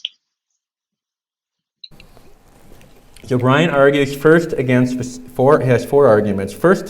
His first argument is against the self-presence of any entity, a Derridian critique of metaphysics that is also indebted to Lacan's graph of sexuation. Not just subjects of lack, but objects of lack. Hence Zizek's argument that the gap or split or lack or void in the real, in the universe, is related to that in the split subject, but in reverse. So Bryant's kind of a lapsed Lacanian. Then Bryant claims there is no singular world or universe. Quote, there is no super object that gathers all other objects together in a single harmonious unity. Then the by now familiar triple O shibboleth that the subject cannot be privileged in any subject-object dyad, with a critique of same drawing on Harman. Finally, Bryant argues that, quote, all entities are on equal ontological footing and that no entity, whether artificial or natural, symbolic or physical, possesses greater ontological dignity than other objects. So I was saying political before, and he's saying ontological. So to rehearse Bryant's democracy via Hirschhorn, all entities constitutively split or lacking. This would mean not only the viewing subject and the bodies of the victims, but the systems and units or assemblages, imbroglios, entanglements, to use other vernacular, that networks such actors. The camera that a person pulls out of his bag or her pocket, the bed or ground that the victims lie in, the computer networks and signals and passwords, all lack, all are constitutively split. A link may rot, a battery may die, a person may die. All of this has happened. But this question of the object can also and should also be discussed in psychoanalytic terms. Now, Mo, you said there was going to be a gong going off at hour 28 or minute 28 or something? Okay, I'll just keep going to the gong. So we should also talk about this in psychoanalytic terms. That is, first of all, the tradition from Freud, Lacan, and Zizek, which begins with Freud's 1895 Project for a Scientific Psychology, the Entwurf. Here, when Freud is discussing memory and judgment, that is to say ethical activity, he argues that when presented with a Nebenmensch, also translated as fellow human being, the subject is reminded, quote, of an object of a similar kind that was the subject's first satisfying object and also his first hostile object. So looking at, say, the caregiver. Freud remarks, the complex of a fellow creature follows into two portions. One of these gives the impression of being a constant structure and remains as a coherent thing, while the other can be understood by the activity of memory, that is, can be traced back to information about the subject's body. So you see this other body, on the one hand it's the thing, it's this thing that you don't know or you want to get close to or you can't get close to, and then there's something human. So there is in perception then a splitting of the ego or a splattering of the object into what is already known and what cannot be known, what will perhaps stay the thing, ripping open a hole, as Joan Kopchak says, in our signifying practice. This thing in the other, in the neighbor, comes to be, this is when Benjamin Broughton was talking about friends and enemies, or frenemy, right? That's the neighbor in the psychoanalytic category. Comes to be quite important to Lacan, and he keeps the word in the German as das Ding for this Heideggerian kind of flavor. For Lacan, das Ding has two dimensions. It is the unknowable, the terrifying dumb real, but it is also an object of desire. Which is to say, and just I'll cut to the chase and then see if I fit any Zizek in here. The psychoanalytic argument would be that, I actually had it a bit better here, right? That confronted with this jouissance-laden thing, the subject turns to the objectivity A, as it sublimates the object, raising it to the dignity of the thing, which is my argument with respect to object-oriented ontology, that confronted with the loss of the thing, which is really lack, the philosopher constructs the object as objectivity A, endlessly circling around it, desiring it, enjoying the barred other. Okay, 5 minutes to finish up here. So this argument is made very clearly in Zizek's Less Than Nothing when he brings Badiou's formulations to bear on the question of the objectivity A. He makes this argument in terms of Badiou's subtraction, protraction, and obstruction. So the object, first of all, begins as a Badiouian subtraction from reality. Zizek's examples are the brought-together couple in Hollywood movies, or the scent of a woman that the hero of the novel film Perfume extracts from his victims. The object as a subtraction from reality because of its impossibility. Thus, in both Hirschhorn and Dao Lin, in the chapter this paper is taken from, I also talk about the novel Taipei by the American writer Dao Lin. In both Hirschhorn and Dao Lin, that object might first of all be affect or emotion. What emotion is possible as we watch another's hand pinch and swipe? In our watching, we are complicit, so there is no outside of the ideology of uncaring voyeurism. And to return to our panoply of objects in the E.T. video game proposed by Ian Bogost, we can argue that the very bewildering variety of objects, as he writes, E.T. is a flow of RF modulations, E.T. is a masked ROM, E.T. is a molded plastic cartridge. That very bewildering variety itself represents a subtraction from the reality of a landfill of millions of video games. E.T. qua objectivity is precisely the subtraction. And just very quickly too, and that thing that Mo sent around about Negarestani and the Corpse Bride, he uses this language of subtraction and the remainder that's entirely, with all respect, I can't see where, he's in the second row there, entirely Žižekian. I'm just quoting, he's talking about Aristotle's subtraction, but Reza writes, as the inward vector of subtraction, remaining, or more accurately, the persistence of the remainder characterizes an intensive vector of subtraction, whereby that which continues to remain brings about the possibility of being, qua being, or the ideal. So yeah, just that's, you know, and to use Reza's vocabulary, that's my fanboy moment there. But Zizek continues in this path with the objectivity then as protraction, giving as an example the extended shots of Tarkovsky's films. Again, our cultural objects provide a way into the theory in Hirschhorn's touching reality, the fingers that pinch and swipe. First of all, we must consider these gestures as forms of what Alexander Galloway has theorized in his critical inquiry paper as micro-labor, quote, users perform micro-labor whenever they send email, post messages online, or update websites. Hence, Google is merely skimming value from information networks that ultimately have their origins in human laboring activity. And then when the fingers pause or go back, is not such a pause or rewind, to use VCR terminologies, itself a form of protraction. Zizek's third term for the object is then obstruction. The object A as an agent of the cunning of reason, the obstacle which perturbs the realization of our goals. Here we can turn to form or genre or medium, but also our old friend flatness. With Hirschhorn, the very medium of the artwork is precisely such a constitutive obstruction. Because of the images and its manipulability, we cannot touch reality. We cannot read reality. The objects get in the way of the object. And here I want to make a quick reference as well to The Bells, a work of Damien Moppett's currently on exhibition at the SFU Gallery in Burnaby. This is a slideshow of photographs of sculptures in which someone's hand arranges a stack of photographs, drawing connections between the fingers manipulating the photographs as material objects and their role in the photographs pinching and holding pottery. The fingers touch reality qua the photographs and slideshow, which then becomes a reality we cannot touch. But Zizek adds a fourth way of thinking about the same excessive lacking object, an object which is never in its own place, always missing and exceeding it, which distorts reality by inscribing itself into it. This fourth mode of the objectivity is destruction, so subtraction, protraction, obstruction, and then destruction. And I want to finish this paper with a lengthy quote from Zizek on this matter because of how it summarizes, I think, the status of the object not only for Hirschhorn's artwork, but also for our present political moment. So he begins, as you see, to the three modes of the object A of how it distorts reality by inscribing itself into it, one should add then a fourth, destruction. It's what happens in the case of a post-traumatic subject, not the destruction of the object A. This is why such a subject is deprived of engaged existence and reduced to the vegetative state of indifference. What we should nonetheless bear in mind is that this destruction results also in the loss of reality itself, which is sustained by the object A.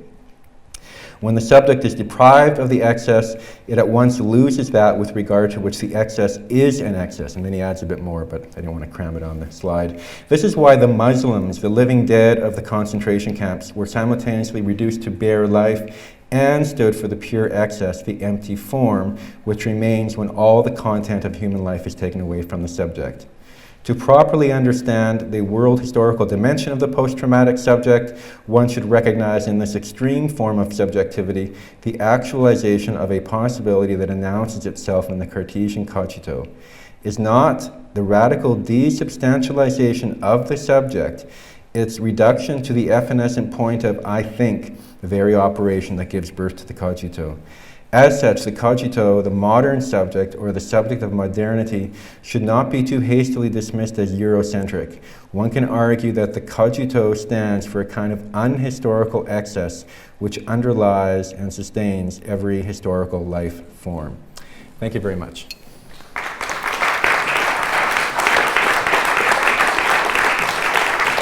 Okay, great. Good evening, everyone.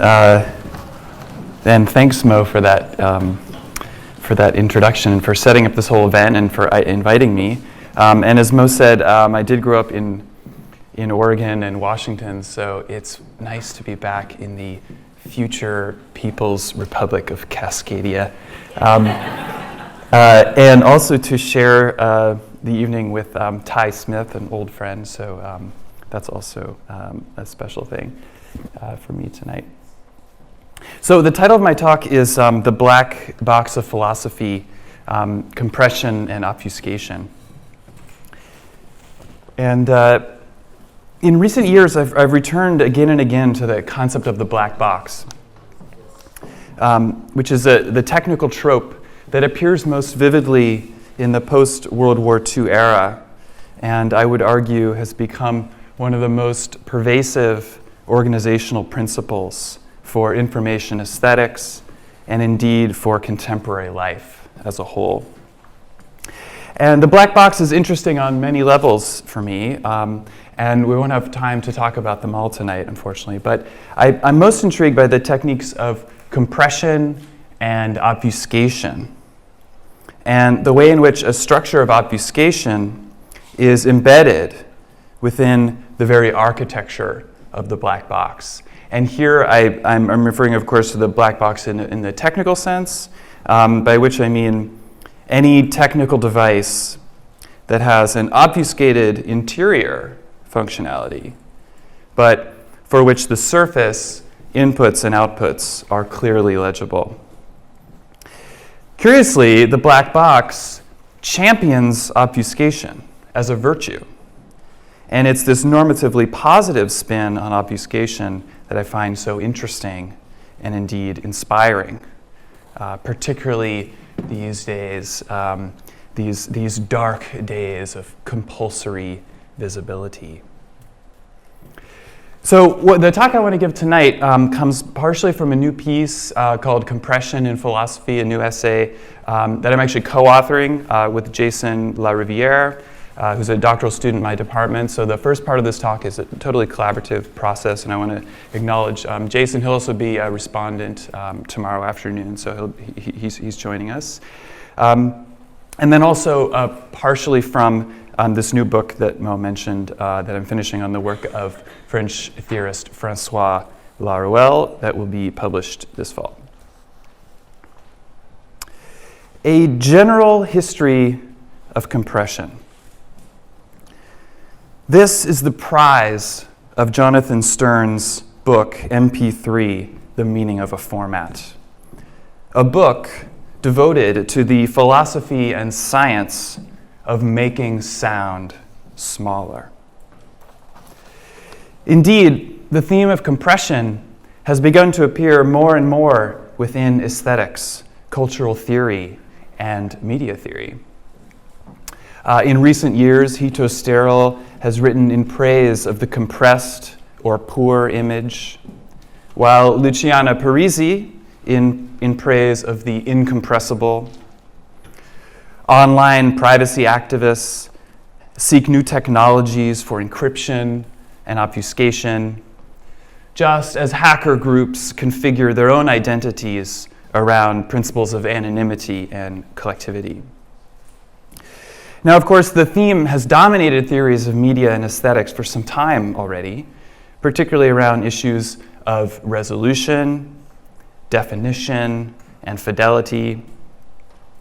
Marshall McLuhan's hot and cool media hinge on the way in which media may contain either copious helpings of information, i.e., minimally compressed, requiring less participation, or meager helpings, that is, highly compressed, requiring more participation.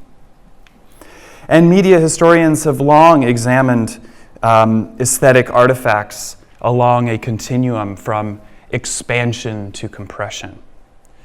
Whether it be a question of minimalism and abstraction, thinking about codes and shorthand, redundancy and ornamentation, or any number of other qualities and techniques that either delete or proliferate aesthetic material. Now, as you probably know, in engineering jargon, right, the phrase lossy compression describes any technique in which information is lost or deleted as a consequence of compression, while lossless compression indicates that no information is deleted. Conventional wisdom might suggest that lossless compression is superior, given that it reduces file sizes without sacrificing the integrity of the contents. Yet, lossy compression finds its own respectable uses, particularly when excess information is unnecessary or disruptive to the sensorium of the viewer or listener. And in certain cases, such as audio, such as telephone audio, lossy compression is superior. And I actually feel like lossy compression is the most interesting part of thinking about compression. The conversation around compression is also rebounded in continental philosophy. Friedrich Kittler has written on how literature arrests the sounds of speech into a compressed system of 26 letters. And Bernard Stiegler uses the term grammatization, incorporated from the work of Jacques Derrida, to indicate how human experience is compressed into discrete units of mediation. Alain Badiou addresses the topic too, albeit in a totally different way, when he proposes his theory of the subject rooted in the operation of fidelity, which we can't forget is compression's putative nemesis. So functioning as a kind of Platonic yardstick, fidelity measures the subject's ongoing commitment to an ideal, what Badiou calls a point or an event. Yet Stern seeks something slightly different in his book on digital compression.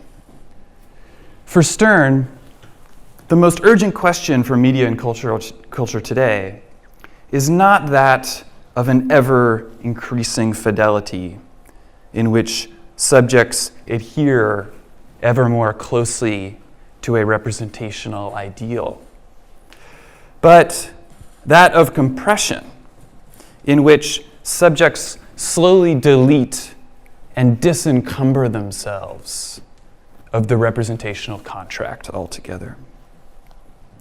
So, what would it mean to have such ambitions? What would it mean if compression replaced representation as the core axis of inquiry in media and aesthetic theory? And that's the basic kind of set of questions that I want to talk about today. So taking up Stern's challenge, I think we can re-examine representation within the Western philosophical tradition, particularly the way in which metaphysics recasts philosophy as a kind of media theory, in which certain things, ideas, minds, forms, essences, nature, mathematical concepts, may or may not be represented in the form of other things. Phenomena, qualities, bodies, environments, worlds. And this is kind of Laruelle's genius, I think, is to recast philosophy, all of philosophy as media theory. Using compression as an analytical framework, we might tackle, if you will, the kind of reigning dogma of compression, which is what I want to describe first. And I think the best label for this is the dogma of abstract compression.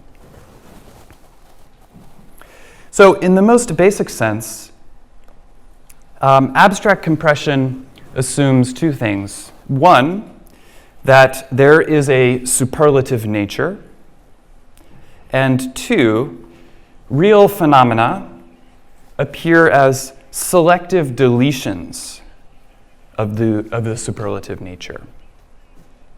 The world is thus in a never-ending process of, if you will, forgetting the details, deleting details. The natural real is synonymous with the uncompressed, whereas the everyday experiences of society and culture, the abstractions of the mind, the alphabet, language, images, and technologies are synonymous with compression. The metaphysical real is virtual and superlative, while lived experience is compressed and reduced. So again, this is how I'm trying to define this reigning dogma of abstract compression. One, that there is a superlative nature, and two, that real phenomena appear as these kind of selective deletions of that superlative nature. So engineers refer to this as the round off, right? Round off indicates the way in which analog values are rounded to discrete numbers. So the minute precision of something like a floating point number will be rounded to whatever integer is closest. Now, ironically, this reintroduces precision only in a new way. And here's a quote from Giuseppe Longo where he says that digital machines will iterate in an always identical manner because given the rounded precision of both inputs and commands, a digital machine will execute commands with identical repetition. And thus, contra to analog machines, digital machines shed themselves, the story goes, of all the small inconsistencies that, when executed, multiply and compound into legibly different outcomes. So you might say that digital precision is a kind of precision within abstraction, whereas analog precision is a precision of the real. So in my reading of this, I see a number of concepts that go together: abstraction, compression, and digitality. I think all of these concepts are alike in one important way. They all forget the details by selectively deleting certain small bits of information.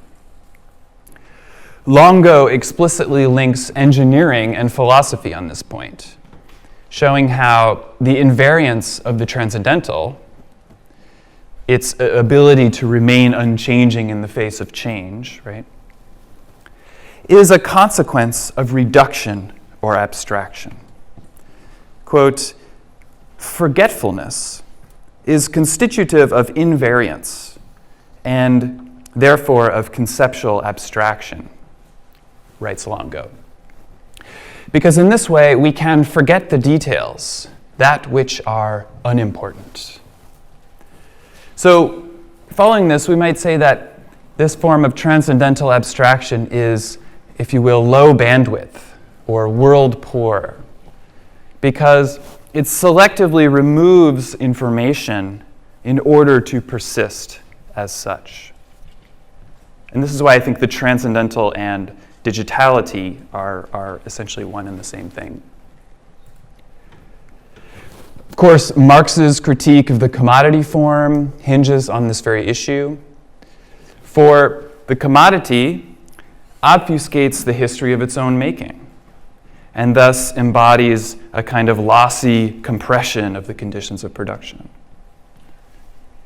Indeed, such ideological processes are essentially coterminous with understanding and consciousness in the first place. And as an abstraction of the world, you might even say that understanding is compression itself, as does, as says the mathematician Gregory Chaitin, where he writes, and I love this quote because it's so weird, a theory, an explanation, is only successful to the extent to which it compresses the number of bits in the facts into a much smaller number of bits of theory. Understanding is compression. Comprehension is compression, he says. So this, of course, is the great old story of modernity, in which there is this kind of grumbling undercarriage of the earth beneath a kind of iron cage of modern experience. And grumbling underneath this lies a superlative nature full of life and energy. Beyond mankind exists a vital or virtual real, a natural wellspring of energy waiting to be unleashed. Step by step, the advancement of modernity crushes nature through a kind of cataclysmic compression of everyday life. The vital flows are subdued, the wellspring is capped, the natural energies are abstracted into a second reality called culture or society, and the bifurcation of nature is complete. So in other words, and here I might be kind of exaggerating the consequences in order to underscore the point, but here I think this going dogma of abstract compression entails two corollaries.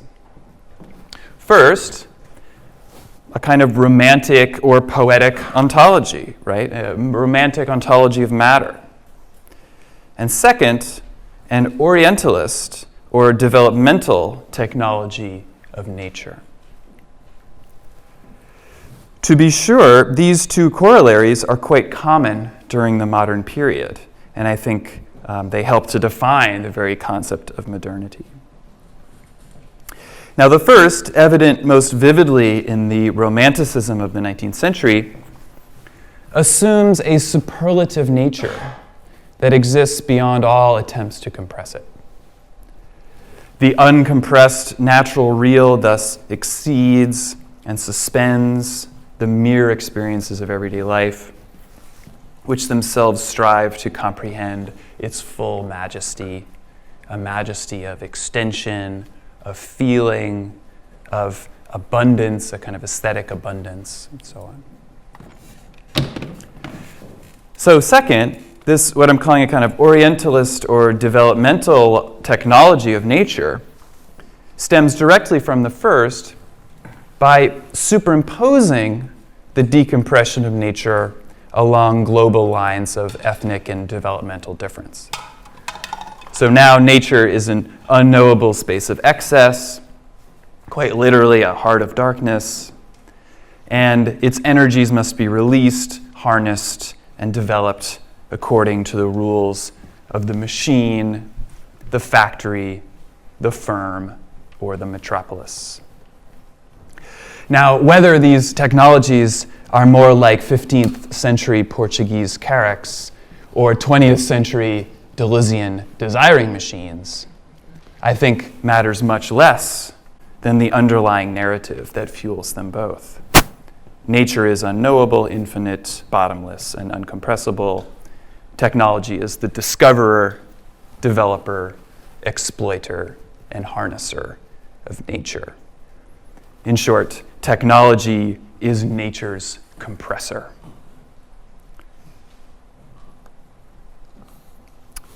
Faced with the cataclysmic compression of modern life, a number of compensatory therapies emerge. Indeed, phenomenology emerges as a recuperative or compensatory strategy vis-a-vis modern life. Likewise, even Deleuzianism is a form of compensatory therapy, in which the real is understood in terms of an uncompressed vital milieu, within which, for him, expression supersedes compression. So not so much representation for Deleuze, but expression instead of compression. But also consider Marxism and the New Left.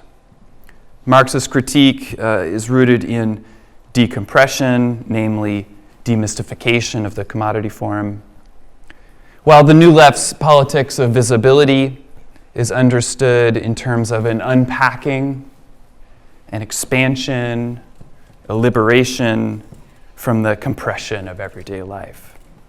So slogans like "Take back the streets" or "Come out of the closet," and hence a shift to a new state that is somehow less compressed than so-called normal life.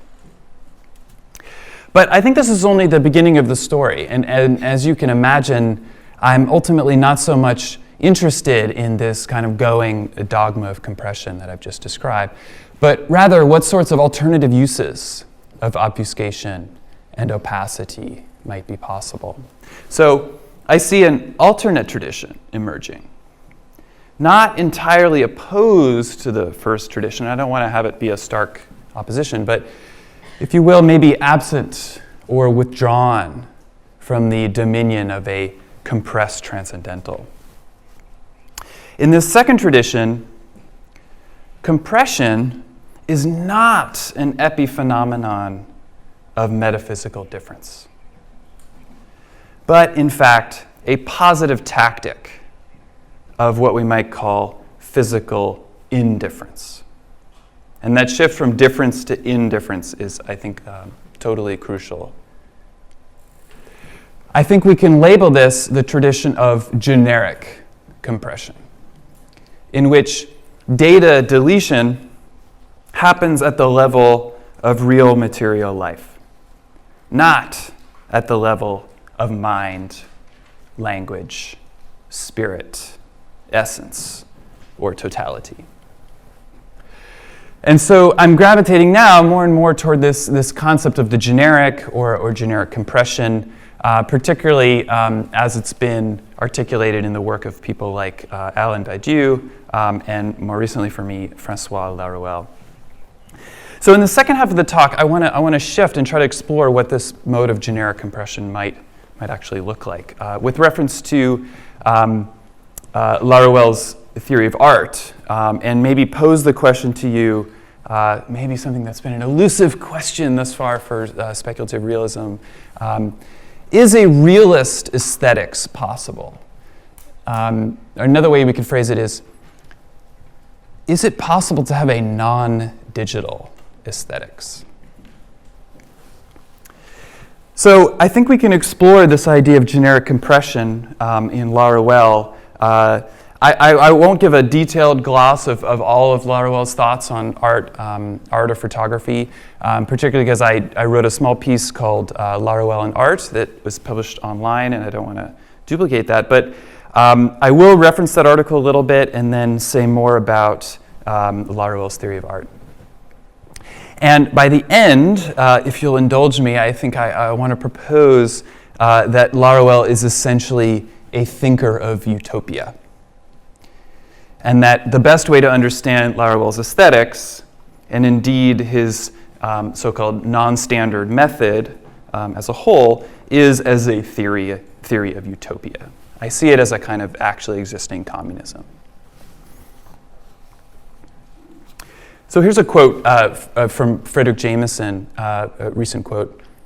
We need a new image here, our Cascadia image. He writes, "There are no great utopian texts after the widespread introduction of computers. The last being Kallenbach's Ecotopia of 1975, where computers are not yet in service." 1975 was a year of crisis. Saigon had fallen that spring, marking the end of the war in Vietnam.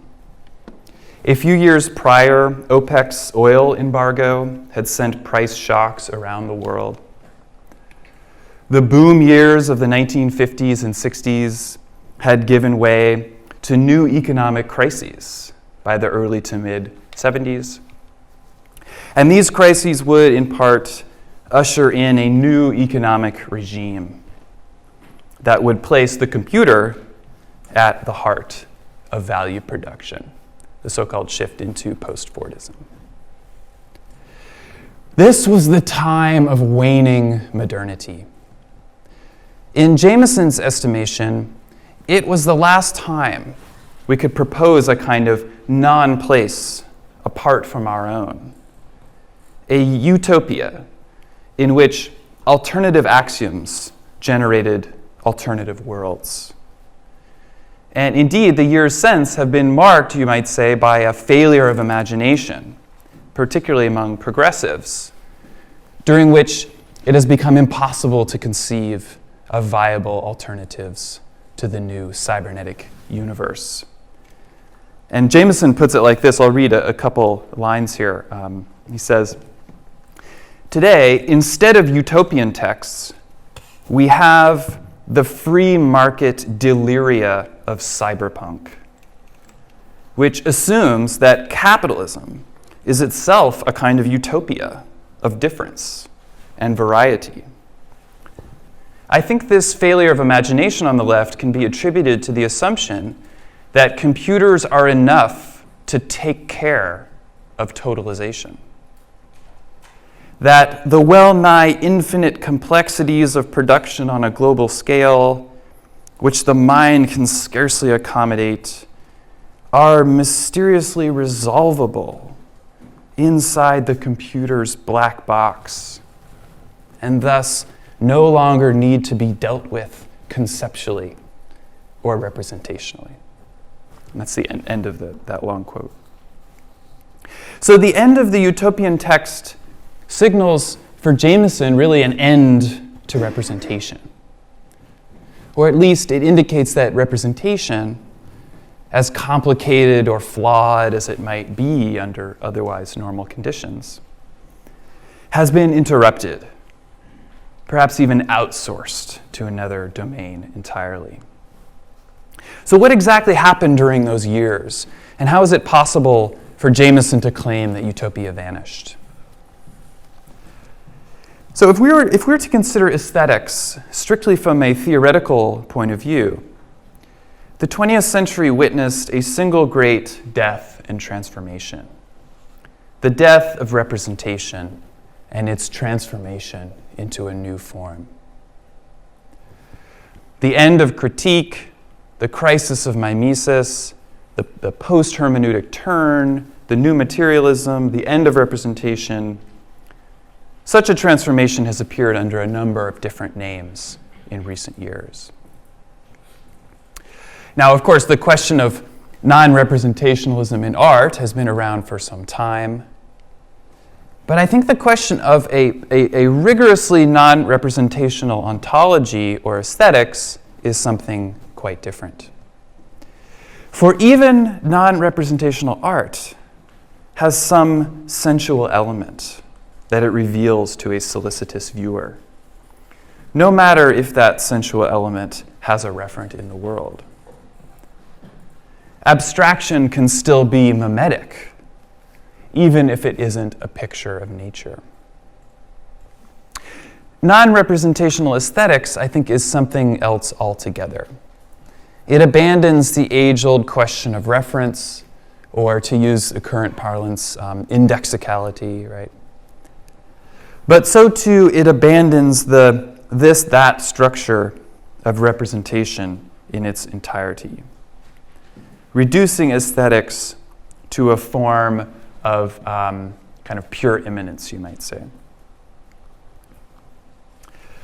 From Plato's Hyponomata to McLuhan's Extensions of Man, most all of media theory is essentially phenomenological. Most media theory posits a baseline relation between an entity and its disclosure to another entity. Even the most sophisticated post-structuralist positions will agree on the essential relation, I think, that entities will form relations of difference with other entities, self with other, integral entities with heterogeneous entities, and so on. Most all of media theory is thus Heideggerian. in that it dwells on the elusive relation between man and world, between a subject and its relation to the arts and technologies that extend it. The Heideggerian tradition is both metaphysical and transcendental and puts representation at the center of mediation. But starting in the 1970s and 1980s, I think, a shift in aesthetic theory becomes evident.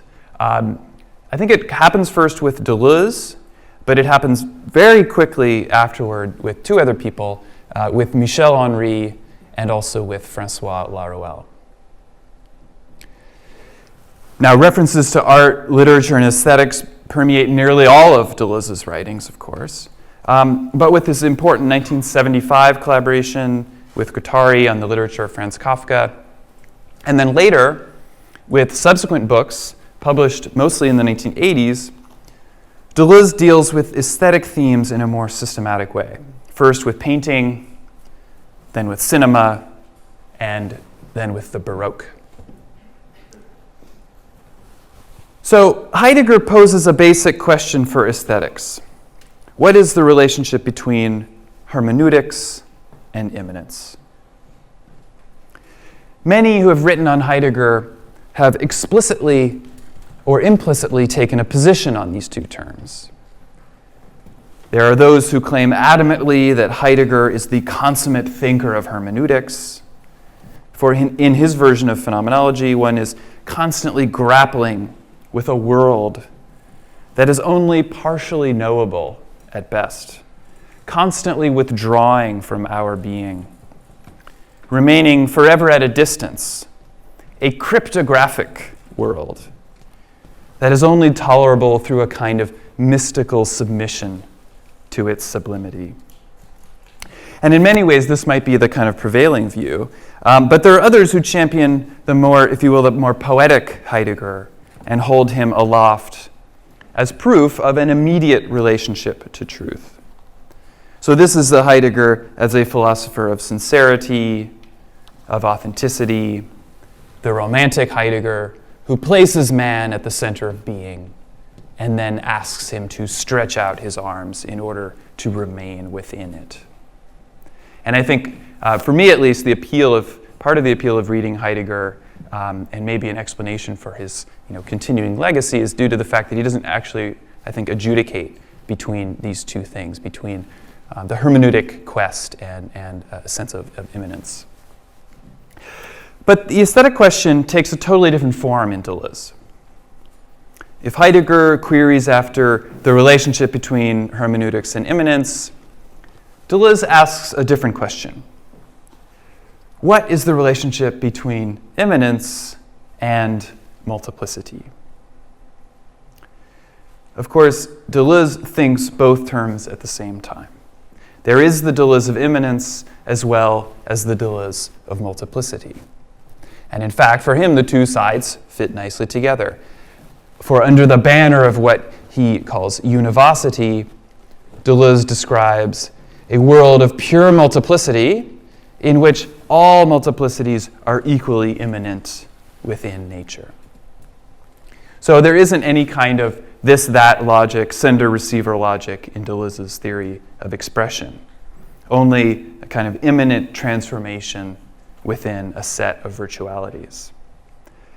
And likewise, there are no entities in the proper sense in Deleuze, I don't think. But just as Whitehead spoke of occasions, Deleuze describes specific gatherings of heterogeneous multiplicities, dubbed assemblages, which occasion themselves as blips of singularity on an otherwise smooth plane.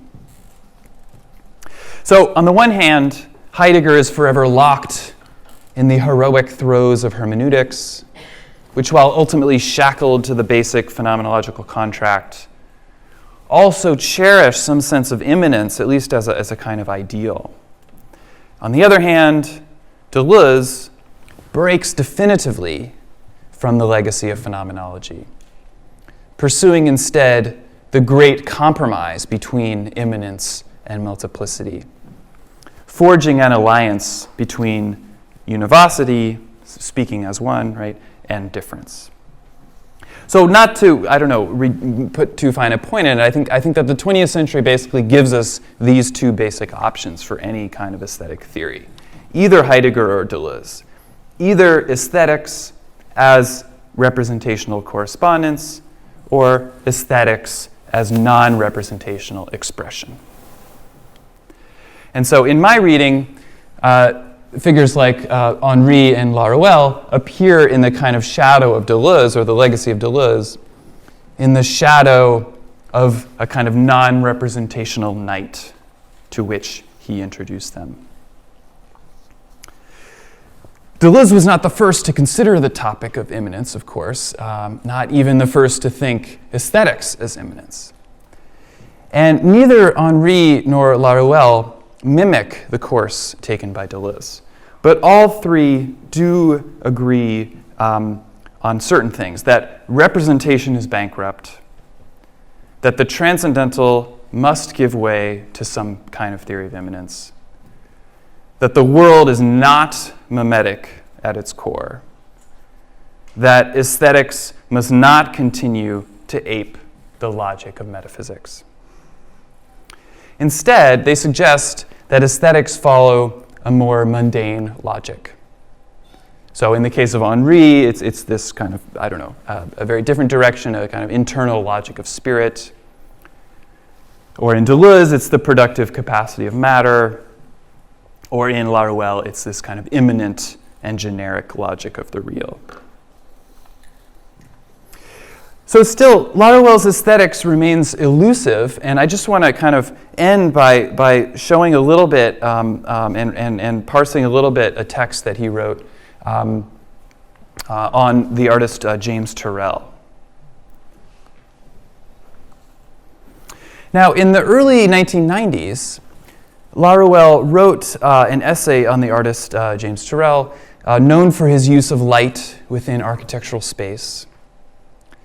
And the essay focuses on a series of 20 aquatint etchings made by Turrell called First Light. For the exhibition of First Light at the Museum of Modern Art in New York in 1990, and the works were hung again actually just very recently, but this is from the original press release. The aquatints were arranged in groups based on the white shape that hovers in the dense black field of each print. In the installation, with light projected onto the images, the shapes appear to glow and float.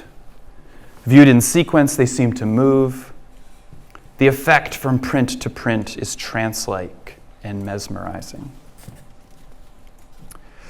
I am dealing with no object, Turrell said in a lecture a few years after producing First Light.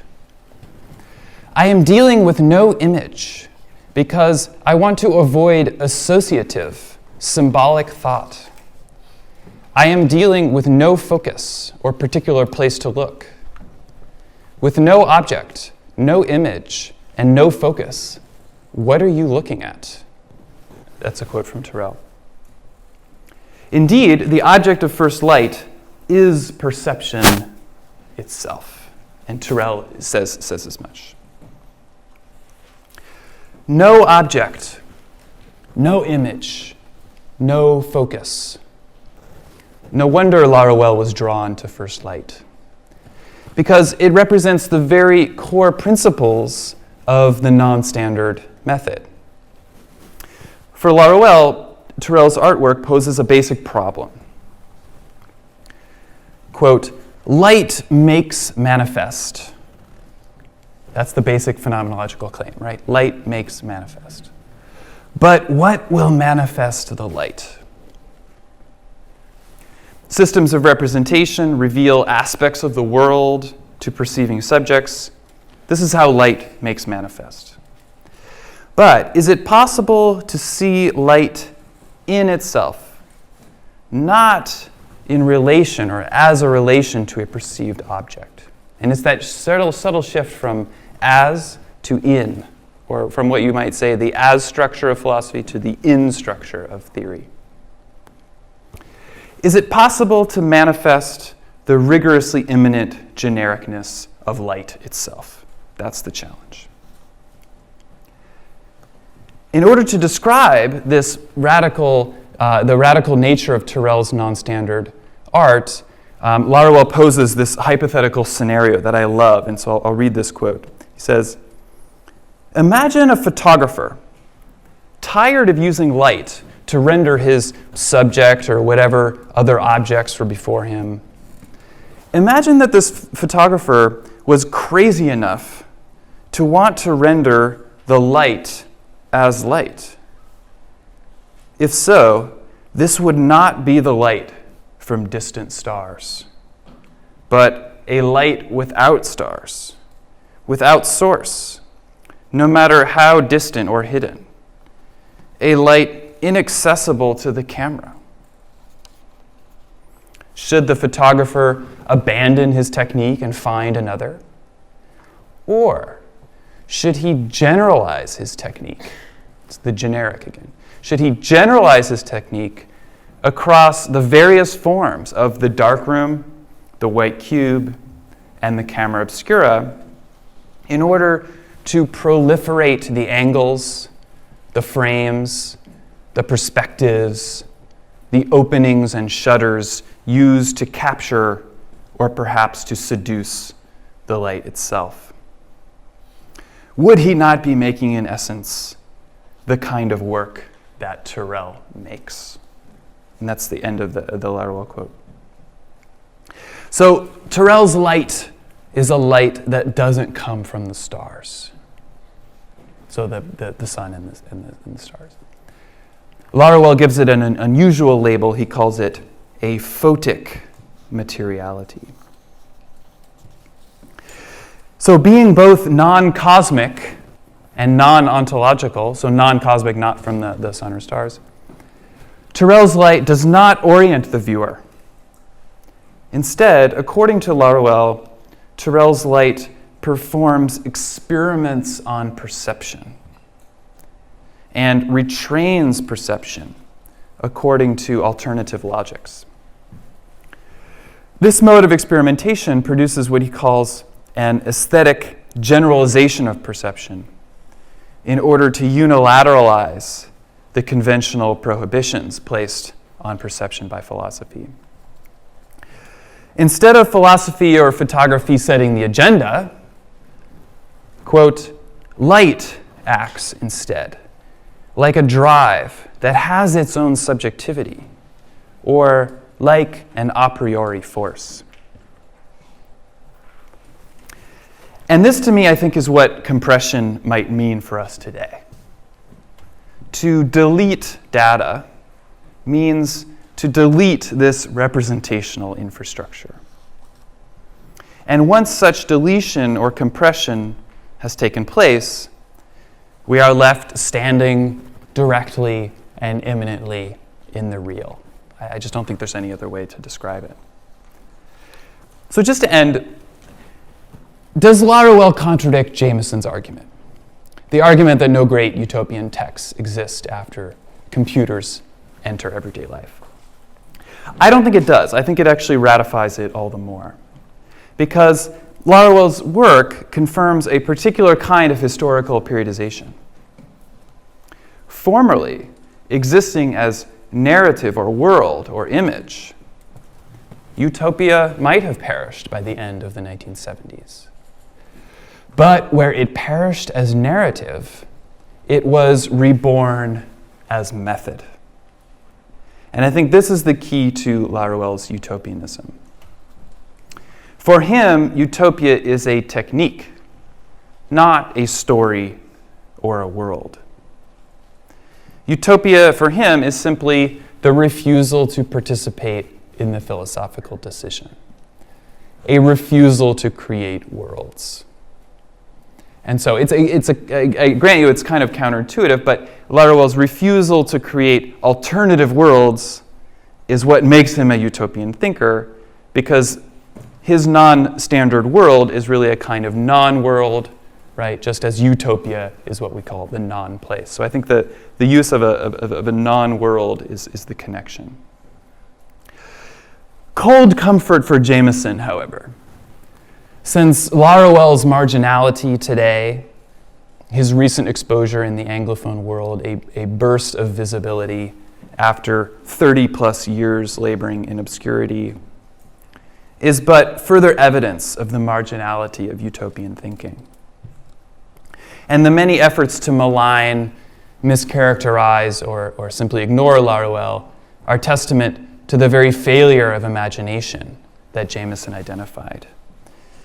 And indeed, the chief difficulty, I think, lies in the fact that this image of a utopia of difference and variety might not be the goal anymore. Ever since big business has become so adept at selling these many different and varying worlds. In other words, when difference enters the mode of production, as it has under post-Fordism, it might not be possible anymore to conceive of utopia as difference. And here is where I see the promise of this black box of philosophy. The problem of modern knowledge is not that of an unfulfilled Enlightenment ideal.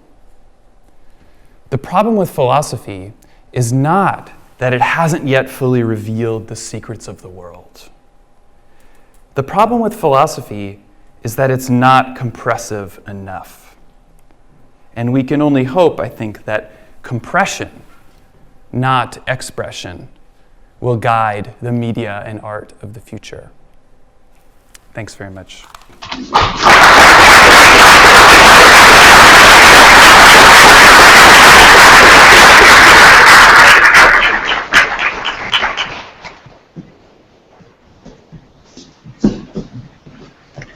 Great, wonderful. Well, thank you, Alex, for that wonderfully complex talk. I'm sure we'll have lots of questions and ways to respond.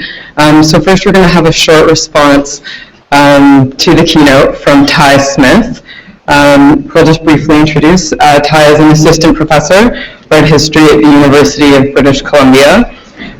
In her forthcoming text, she looks at how Bauhaus weavers harnessed the language of other media to articulate the specific dimensions of their field. This is titled Bauhaus Weaving Theory, From Craft to Design.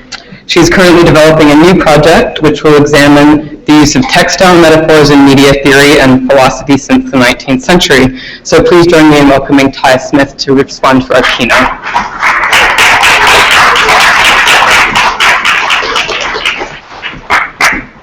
Thanks so much. It is actually, a real pleasure to have this opportunity to respond to Alex today. Though I'm sure, just as you were perplexed by aspects of his talk, so was I, even though I had 2 weeks head time to figure it out. But anyway, I want to kind of just remind, I had a kind of introduction. Obviously, my field is not media theory. I'm an art and design historian, which I think actually gives me something of an interesting perspective on this. And so I'm hoping to kind of approach this, on the one hand, somewhat obliquely, that is not from the outside, but tangentially, perhaps bringing up an alternative set of questions or problems at the end. But to begin, I'm going to focus on the arc of Alex's argument, perhaps focusing on the question of method as it informs his arc. So a couple of comments to begin. If we're to pay attention to Alex Galloway's recent writings, like his lecture for today, it would appear that media theory, I might be wrong, again, I'm coming at this tangentially, but it would appear that media theory is undergoing a kind of epistemic crisis. Insofar as media studies has stemmed from the field of communications or philology, it finds itself struggling to articulate a methodological paradigm suited to the present, or something that can account for the opaque logic of, say, networks or the black box, but also developments in contemporary philosophy, François Laruelle. Hence, as Galloway and his co-authors, Thacker and Wark, recently argued in their joint publication that Mo mentioned earlier, media theory now must excommunicate itself. It can no longer be beholden to the paradigm of communication that has, at least since Francis Bacon's analysis of words as instruments for transferring thoughts, generally dominated the concept of mediation, or medium, or media. And this is coming from an essay by John Guillory. I don't know how to pronounce his last name. Guillory, is that right? Yeah. Teaches English at NYU.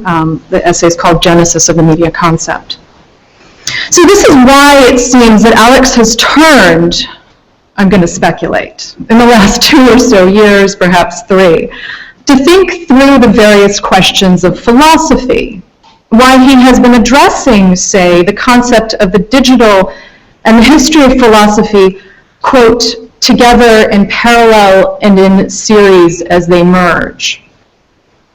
Hence, he examined this evening the way in which metaphysics recasts philosophy as a kind of media theory, whereby certain things like ideas, forms, and essences may or may not be represented in the form of other things like phenomena, qualities, bodies, environments, worlds. The key to understanding metaphysics is that it transfers, metaphorizes, or represents the world in concepts. So mining the landscape of philosophy for its media-ness, its positioning of the philosopher as a kind of hermeneutic postal worker who carries messages across borders, and that's a metaphor actually that comes from Laruelle, Alex, it seems, is seeking another way to imagine mediation. But of course, Alex's argument is not merely concerned with that which is properly philosophical. Alex provides a narrative of the space where philosophy meets media, less to see these parallels in utter abstraction, but in order to periodize the present, that is, to get a sense of its history. In fact, the key to understanding this moment, he argues, is the black box. The computer with its algorithms and programming languages that are effectively opaque. The black box may generate worlds, but it can never represent them. It makes the concept of representation or communication impossible.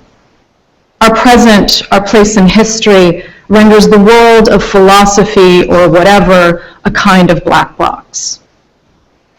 Thus, to understand this sightless, placeless realm or condition that functions today according to this, I don't want to say logic of compression, but this mode of compression, Galloway suggests it helps or is maybe necessary to turn to philosophy, but more specifically the non-philosophy of Francois Laruelle. And so Alex provides us with a kind of meta-historiography. He situates why Laruelle appeals now, that is, as he says, after 30 years of Laruelle's writing in obscurity. If media theory now requires a theory of mediation that is a non-media condition, an exodus of man from the world, it is because our historical moment no longer functions according to the logic of communication, or phenomenology, or representation for that matter. And so Laruelle's non-standard philosophy, as it comes out of Deleuze, is best suited to the task. Now, to take a step back, one of the tricky things about Alex's historiographic argument, at least as I tried to distill it, is that as he narrates it, the logic of compression, or the mode of compression, is harnessed in different philosophical contexts according to different ends. So compression is not just one thing. First, as Alex suggests, there was a metaphysical philosophy that deleted data in order to arrive at a theory to represent the world according to abstracted bits or concepts, in order to yield a representational infrastructure of the world.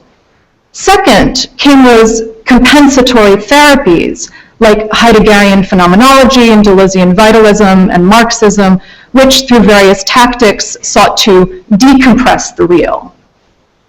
And finally, a philosophy, or rather the non-philosophy of Laruelle, that seeks to delete data to such a degree, perhaps entirely, that it gets rid of the representational contract or the representational infrastructure altogether. Now, with this latter model of compression, Alex says, quote, one is left standing directly and imminently in the real. So utopia is no longer a distinct world, but a method, a set of processes in the black box that cannot be represented, that fail a representational aesthetic model. Hence, in Alex's essay, what starts out as a mining of philosophy for its black boxness, its tendency to compress the world into signs and concepts, ultimately switches gears. We are left contemplating how Laruelle's philosophy functions to understand utopia as a mode of compression. And this is a very different model. So I wonder, how are the different modes of compression to be reconciled? How is the compression of metaphysics transmuted into non-philosophy? How does utopia refuse communication? How does it refuse its being a non-world, world of non-worldness?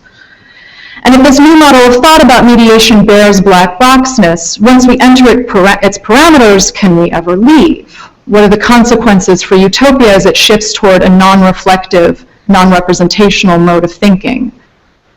Have our lives as aesthetic animals, sensing, become forever inaccessible?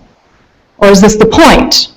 Once we get past the correspondence with the black box as metaphor, a hermeneutic model, can we be left standing in the real? Is that possible? Now I want to go to my tangent at this point, if I have a moment. And that is to ask something about the choice on the part, not necessarily of Alex, but of Laruelle, to kind of pinpoint Terrell and photography as a model for thinking this non-standard aesthetics, non-philosophy or non-aesthetics, or non-representational aesthetics. Now it's apparent that the question of light as kind of its own quality is the issue, right? Light as without, not as making other things manifest, but as existing in its own self, and its own, not self, but its own space. I guess I'm confused by the use of light, and maybe I could actually ask Alex to clarify this. Why light?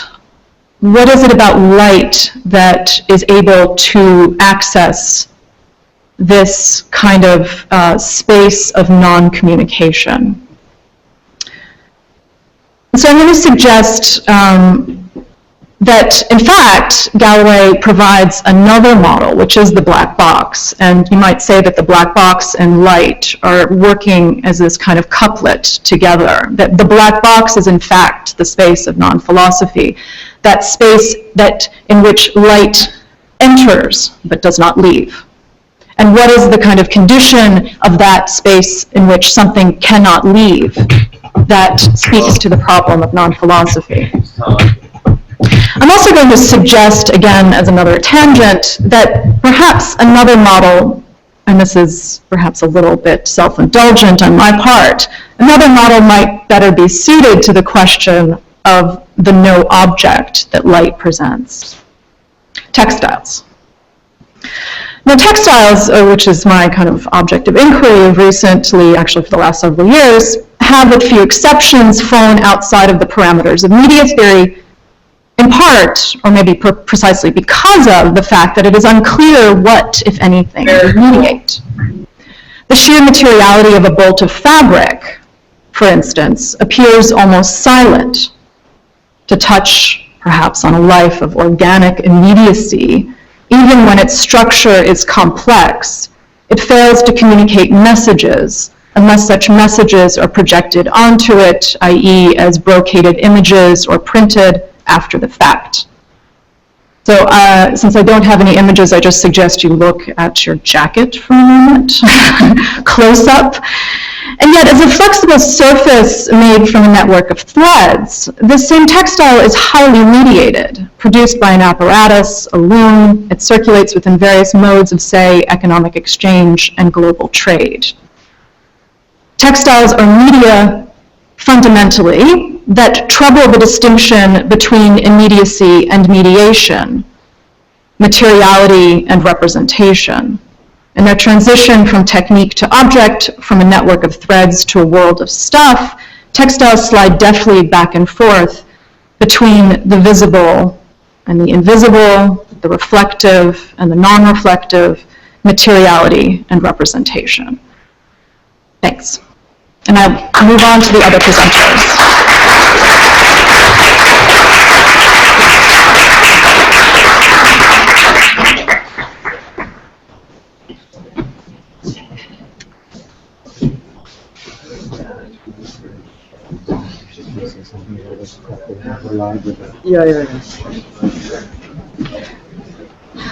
Okay. So we're going to move on to the sort of roundtable discussion portion of the night.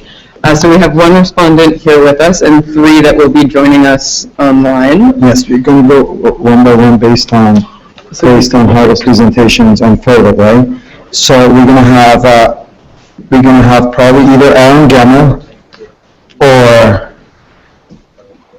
Rowan sort of responding. I'm just going to, because this machine crashed halfway through Alex's keynote.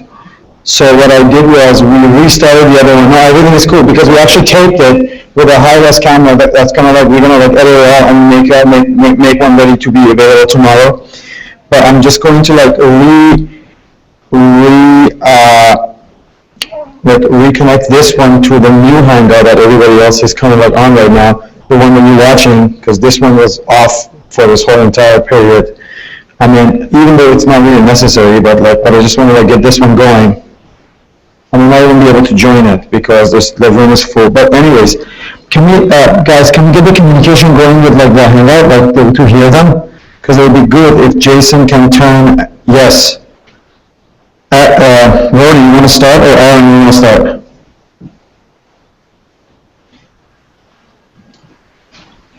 Can you hear? Yes, we can hear you. Go ahead. Okay. Okay. We just have to pick him for the screen. There we go.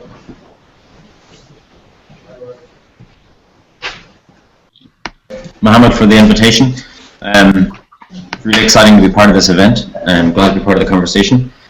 I should kind of say, first of all, that I'm no expert on technology.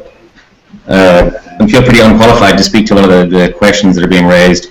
And I guess with a lot of the conversations that happen, that have led to this conference, I'm kind of usually the kind of like I feel like sometimes like the little brother who's running behind the bigger boy is trying to catch up, you know, kind of lacking the knowledge to engage too deeply. But what I kind of hope in this kind of broader conversation around kind of accelerationism, that I can kind of maybe exert some kind of useful drag at kind of key moments to kind of help it take corners a bit better and navigate some of the bumps in the road. But that said, what I can kind of speak to a little bit more is the question of geopolitics, and thinking about the relationship between spatiality, forms of politics, and processes of technological change. And more specifically, I wrote my PhD on the topic of space in Carl Schmitt's work, which was the basis, the kind of jumping off point for Ben's comments. And I'm currently writing a book about that. So Noah asked me to respond to Ben's paper. Really, I'm just going to offer a very few cursory comments, touching Schmitt here and there, and then end with something of a really broad kind of question. So it's not going to be any involved critique, if anyone was expecting it. But okay, so the black stack. Obviously, no one heard what Ben was saying, so it makes it a little awkward. And actually, really, I was responding to a paper that he circulated, which was kind of a draft of the paper that he published under the same title in eFlux earlier in the week. It was a kind of a little shorter version of that. So in broad terms, I mean, I appreciate what Ben's trying to do. I think it's crucial trying to examine the relationship between geopolitics and the new technological platforms that are being discussed here, and how geopolitics is responding in response to those technological platforms and vice versa. He points to a number of interesting areas, the new forms of governmentality, the new forms of sovereignties that are emerging, and the shifting relationship between those in relation to spatial politics, and how the new forms of geopolitics that are emerging in relation to new technologies relate to older forms of thinking about the relationship between space and politics, whether they be accompanying them, replacing them, overlapping them, and so on. I think Aaron might talk to this a little more. I think he has a tendency, no harm to him, to exaggerate the novelty of the effects of technology on geopolitics. I know that the paper and the talk that he did give that we probably didn't hear, he offered kind of, let's say, 2 slices of a 6-part steak cake that he discussed. So we didn't get the full picture of what he was saying, but he did talk about verticality and complexity as these kind of new dimensions of geopolitical analysis that he's trying to present. I think, a lot of the stuff that he's kind of saying appears in really quite standard geography and international relations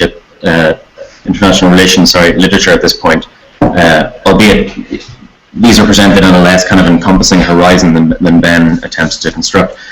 And I think it's probably within that horizon where he's looking towards kind of what he calls an accelerationist geopolitics that the main interest of his work would lie. I'm pretty uneasy with his characterization of the cloud and the stack. I'm not going to go into that too much, but I do appreciate this attempt to grasp the kind of freeway relationship between politics, spatiality, and the new technologies, and also the ambitious kind of scope that he approaches this with, this idea of like taking on a kind of planetary nature of these changes. Again, I think there's probably some questions to be asked here about the relationship between the planet itself, natural systems, in relation to human systems. Maybe that appears in other areas of the work, but that's something that he would need to touch on again. Again, I'm kind of curious also the way he presents the idea of planetary, the question of scale, and he presents the planet as something of a totality, planetary thought as a form of thinking in totalities. I think these are, need to be pulled apart a little bit more. I think his concept of the planetary, for example, kind of falls into this type of a holism where the kind of like you have this kind of terrestrial nugget, and that's the planetary basis on which we should understand geopolitics. I think at this point we're far beyond that. Even if you think of satellites alone, never mind any of the emerging and previous space races, technologies, and astro mining and so on. So I think he needs to think about the relationship between the planetary and the extraplanetary, or what one might say is extraterrestrial forms of geopolitics that are already quite dominant. I think there's certain obvious affinities between what he's doing and accelerationism in terms of the manifesto, at least, that Alex Williams and Nick Stiernick have produced recently, and there's been a lot of discussion of here. I think trying to think through the geopolitical implications of accelerationism is something I'm interested in doing myself. I'm not sure if Ben's work here constitutes what he calls an accelerationist geopolitics, but at least I appreciate his attempt to kind of stab in this direction. I particularly think it's important what one gesture he does make, which I really appreciate, is the attempt to think of new forms of institutionality, take account of this technological change. He talks about durable platforms, alter totalities, in contrast to both existing understandings of state-based geopolitics and the new kind of cloud politics that he sees emerging. I think it's very important for the left to try and think about institutionality. It's been something that's been shunted away with the kind of folk politics or horizontalism, the idea of thinking about forms of representation, forms of hegemonic organization, and how those can be institutionalized and not be this kind of flash in the pan, Occupy like movement, and to try and take this as an infrastructural challenge, yes, of a planetary scale, and yes, involving things already beyond, processes that are already beyond the planet. I question how he thinks these are constructed, but we'll kind of come to that. So to just kind of quickly go through some of the kind of limitations, I think, in what he's doing. The first is the relationship between state and capital. I think Ben's discussion, even though he's kind of introducing this element of the cloud, it's really quite very much takes part within an old form of discussion of the state and geopolitics based on state categories. I think he adopts that terminology too much. I think you can see something of the legacy of Schmidt's influence on his thought here. One of the key moves that Carl Schmitt made in his work was to critique liberalism on the basis that it separated politics and economy, or the economy was the basis of the political forms, but that was kind of separated into a separate category, very similar to some of the basic Marxist critiques. But in doing that, Schmitt also produces this understanding of politics where the economy is actually emptied out of, so he apes liberalism in what he critiques it. And I think you find this in Ben's talk. He gives this very state-based understanding of geopolitics, which hollows it out of political and economic processes, which are driving many of even the technological changes which he's talking about. I think this is one tradition of understanding geopolitics. It is serious limits, and I kind of, think it's a lot of weakness in how you think about the relationship between geopolitical change and technological change without understanding the role of capital. I think there's even fairly standard sources like Giovanni Arrighi. We can talk to people who, from the 1970s even, who've tried to do this. Yes, their thought needs to be furthered and updated, reformulated, but there's insights there that could help Ben's project, I think. I think the other key category is warfare, and it's something, this may appear somewhere else in his work, but it seems kind of curious. This is something which kind of traditional forms of geopolitical thought based in the state have done better, but it's still absent here. I don't think it's, we should avoid trying to conflate the logic of state and the logic of capital with regards to war, in case the logic of kind of a state warfare loses its specificity. But at the same time, I don't think we can totally easily separate the logics of capital and the logic of state. And I think Ben will do this in his in what he presents. Technology, logical change is always going to changes in warfare, and he needs to kind of bring this in. I think I'm quite close for time here. So the main kind of bone of contention I have with it is the kind of question of political subject, and I think this would lead on to a broader question that I would ask the kind of conference to consider as well. I missed some of Ben Woodard's talk earlier, but I think he was kind of gesturing towards this. The concept of kind of political subjectivity that Ben Broughton presents in the Black Stack is again based on Schmitt, and I think this is a very limited understanding of what the political might mean. He directly talks about Schmitt's concept of the friend and enemy. Schmitt famously argued that the political, the field of politics is defined by the relationship between friend and enemy.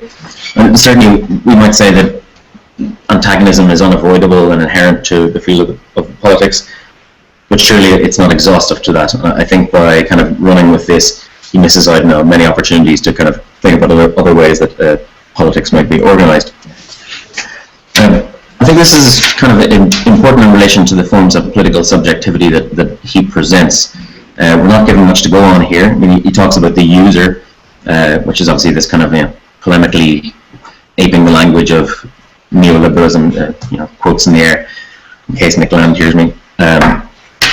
But this is a very, very kind of liberal understanding of kind of the political subject. Again, the only other thing he contrasts that to is the public and the individual. Again, kind of classic kind of liberal categories of public and private. And he stays within this spectrum. There's no form of collectivity presented here, subjective collectivity, that we might associate with the traditions of it's Mohammad messaging me here, of the left. Are you telling me to hurry up? Yes. Yes? Okay. So, We're going to have some lively discussion here too. People are waiting to ask questions here too, so I want to go over the respondents so we can actually get some questions from the floor. So just to finish up, I think the question of the political subjectivity, even beyond Ben's work, how do we think of the category of subjectivity in relationship to politics and the changes that are happening in technology, and how might some of the other speakers, that was basically what I was going to say. I think Ben fails to do this adequately. Maybe someone else can step in here and do that. Thanks. Thank you, Rory. Rowan. So, is Aaron, are you in? Where is Aaron General? I don't see him in the room. So if Aaron's not here, then I guess we can go to the respondent to Ben Woodard. Okay. Yes, but please don't. Oh, there he is. Okay, sorry. Okay, there we go. Okay, few minutes, because he's also responding to Benjamin because his work has. There's two responses. Hello? Yes, we can hear you. Okay, great. So I'll be very brief. Thanks also for allowing me to participate, and thanks to everyone else for your contributions. I am a professional, but sort of non-expert and fairly skeptical sort of computational worker, and I'm also an artist, so I guess I'm going to speak super briefly to what sort of concerned me most is basically the sort of means of diagramming these sort of segmentations of political space that Ben lays out, that he calls the black stack. Sort of as Rory said also, I feel the sort of the novelty of this sort of vertical orientation is somewhat overstated. I feel the verticality is basically implicit in the most basic apprehension of concepts of political space. Just to use some well-worn 20th century terms, we have like the hierarchy of first, second, and third worlds, three-dimensional volume suggested by spheres of influence, and the sort of great heights upon which the leaders of the superpowers would meet at a summit.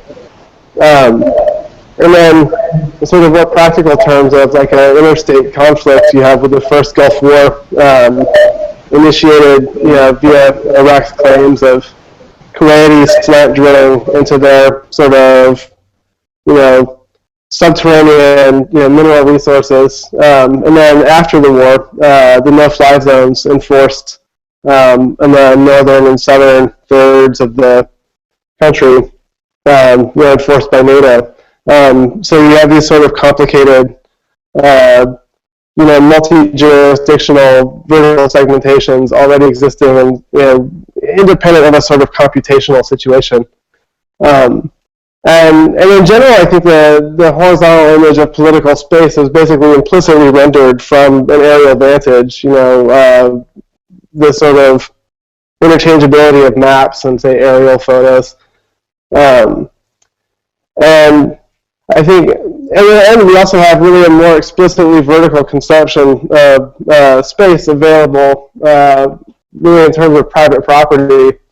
So to use a basic example of a parcel of land, someone may own a particular surface of the earth, while someone else may own the rights to harvest minerals from beneath it, and the building on the surface may be owned by yet another party. The skylights above the building may be owned by still another party, and various easements through the land and spaces within it may actually owned still by others. So in terms of sort of conceiving the space, I feel like the sort of vertical thickening that Ben talked about, or his representation anyway, we could call maybe a consequence of the usurpation of state services and jurisdiction by private enterprises that he talks about in the cloud section. But again, I feel like a lot of the sort of technical capacity of what we have, what we call the cloud, I think is sort of, where the sort of state actor and the private actor begins and ends is also not so clear.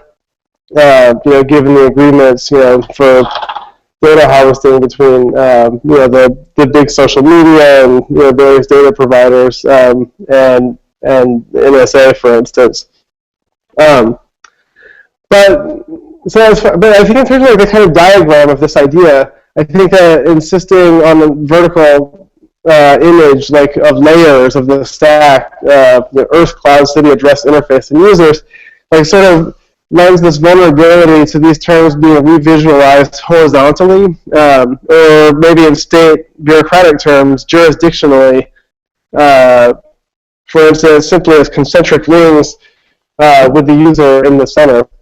And so there's something interesting about that. We could maybe say, there's a sort of compression that would be suggested by that, where the squeezing of the Earth, Cloud, City, and Address, and so on into the user layer could be the sort of process that produces the new liberal subject. But I don't think that I would really carry that very far.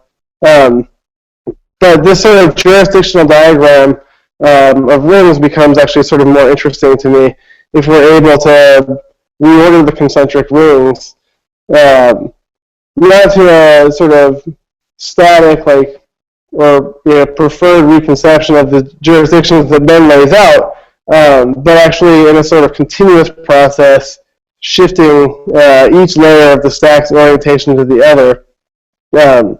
And really, one of the things that sort of led me to that is that I feel like the issue of delegating the interface really as a layer of the stack, when it seems like it would be instantiated actually between each layer of the stack, or even constitute the boundaries between each layer of the stack. So I guess rather than conceiving it as this sort of geopolitical layer cake, I would stretch those interfacial segmentations around a toroidal form, cleaving and rejoining the Earth and city and user and so on. So that rather than a black stack, we would maybe possibly call this new toroidal diagram the black donut. And that's all I got. Thank you. So I guess next we have Kate.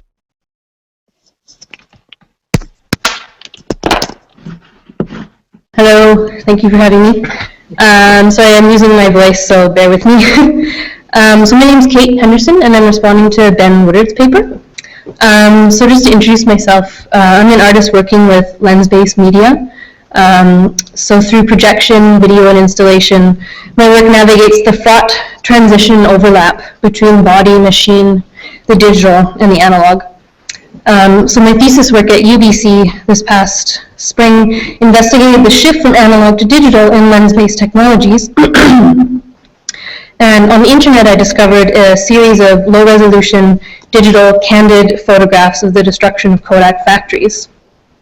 And what I was particularly interested in how this drastic, iconic shift to digital was experienced, how vision and perception of analog spectacle was mediated through a digital device. So these images raise larger questions about the nature of the compressed, circulating image and the role and location of the body in a historical moment rife with interfaces and apparatuses of control. So ultimately, my work deals with the proximity of the human body to machine and how the image is now inextricably bound to capitalism's ultimate fetish object, the computer. I also argue that the digital is material. It's generally seen as immaterial and floating and ethereal when actually it requires very material sites of production and distribution, and ends up as e-waste, as an example. So this leads me to Ben Woodard's paper, which is refreshingly out of my comfort zone. And as an artist, I latch on to the material and to the actual. So in Ben's paper, several parts stood out to me as something I could sink my teeth into. So the visual of Plato's line as that dividing line between the visible world and intelligible world. The line is seen as a doctrine of what is real. And as I take it, and this is new to me, one side of the line we have images, reflections, shadows, and on the other side we have a resemblance of images. So I'm interested in what role computing plays in this line in Ben's paper, and how our viewing of images shifts with it. So the second thing that I found interesting was the imaging of abstraction. So the computer allows for the imaging of abstraction by translating script text into images, by translating the unseen into the visible. And so I was really drawn to Ben's mention of the Turing machine, which I hadn't heard of before, which was a device developed in 1936 by Alan Turing that could make visible the inner workings of a computer and reveal the limits of mechanical computation. So it was essentially a strip of film or tape that was inserted inside the computer, from when I see it, and literally imbued with information and symbols on its surface. So this was, for me, it seems like the ultimate imaging of abstraction. So that's something that stood out to me as an artist interested in materials, as the strip of film, as this tape that receives information and text or images. And the last thing, another issue raised in the paper, is that of whether computation is an application of, and Ben's quote, epistemic operation upon the physical, or whether computation is inherently physical. So Ben asks if energy and matter are abstractions of computations. And this raises questions about pan-computationalism, or whether the universe itself is a vast digital computation device. So within pan-computational, the universe is in essence digital. And this is at the macrocosmic level. And then the idea of evolutionary computationalism, which comes up in this paper, or computational theory of mind, is at a microscopic level, and that it claims that the human mind or brain is an information processing system, and that thinking itself is a form of computing. So my question for Ben, and he's here, I'm not sure if he'll want to respond to it, but it doesn't need to be answered, you can think about it, and I'm not even sure what I'm asking. My question for Ben then comes from a material perspective. So for a human essence itself is computational, if the mind is inherently digital, what happens to the body, and in this case our digital bodies, when it is remediated through a secondary computer, a touchscreen interface, iPhone, etc.? So can a physical, material, non-digital body be located in this digital pan-computational movement? So that's my question, and I will end it there. Thank you.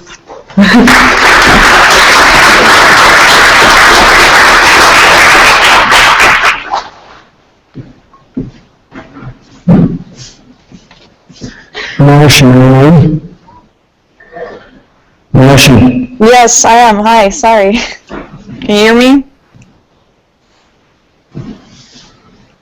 Go ahead, we're waiting to hear you. Okay, great. Hi, everyone, and thanks for being here. My name is Morshin Alagiri. I'm a new media artist and art activist. I was born and raised in Iran, moved to the United States in 2007. So my work, my creative work and my research in the last 6 years has mostly been focused on experimental 3D animation, 3D printing, digital filmmaking, multimedia installation, and also performance. So I guess I am really also like trying to like think about a lot of ideas that Clint talked about as an artist, as a new media artist, as someone who deals with technology, and also like I think about, you know, different layers of these concepts in my work. So Clint, again, this is kind of both a response and question, series of questions that you don't have to answer, but if there are other people in the audience who want to kind of maybe mention or address some of these thoughts, that would be awesome. So in your talk, Clint, you explain and talk about certain and I guess very specific processes, and perhaps at some point, you know, series of accidents, or you know, what I thought about as cause and effect relationships. Like you talk about, you give specific example of Thomas Hirschhorn's video installation, Touching Reality, or you know, your whole example of bananas, and the fact that you know, I guess like thinking about this as an artist, I've been working on these creative research project, you know, of like 3D printing project called Dark Matter for the last 8-9 months, and so I'm going to talk a little bit very shortly about the project because I kind of want to contextualize this and then ask my question. So this project is a series of objects reappropriated and modeled, 3D modeled in Maya, and then 3D printed to form humorous juxtapositions. The objects chosen for the first series are objects that are forbidden or unwelcome in Iran by the government. For example, like one of the objects that I've created is you know, a dog, I don't know, like wearing a dildo with a satellite dish on top of it. So it's kind of like a political, and I think it's a humorous, but at the same time a very poetic perspective to, you know, 3D printing objects. But at the same time, these objects are completely dysfunctional, except maybe for dildo. So I kind of want to, I think it's also interesting that Kate just talked about the digital as material, but I wanted to ask you kind of like a question in the context of thinking about digital perhaps as radical. So when you were giving your talk, I couldn't stop thinking about the ontology of an object made by technology like 3D printed, right? To think about the potential, the cruelty, and I guess many different modes of existence embedded into the 3D printer itself as a machine, and also the 3D object that it creates as a result of the collaboration between you know, a human and a machine. I want to know your thoughts that if I were to think about both the object of the virtual reality and internet, and then add to that then your whole object-oriented democracy concept, political size, manifesto of a flat ontology that you talked about. This is my question, how in what ways you might explain or think about this object-oriented ontology that you talk about in case of an object made with purpose and potential through the 3D modeling and printing process. For instance, the object, the 3D printed gun project that could potentially work, right? So there's like this whole purpose behind it and there's functionality. Versus objects that are made through the same process but without purpose, rather objects that are results of, failure or error, objects that are called, people by, or Philip Dick talk about actually this whole crapjects, contraction of, crappy objects. Much of what comes out of 3D printers, basically unwanted waste created by unskilled designers and fabricated using inferior materials with, let's say, poor surface resolution. So basically objects that, there's this whole notion of errors in them. They're not really functional. They're not usable.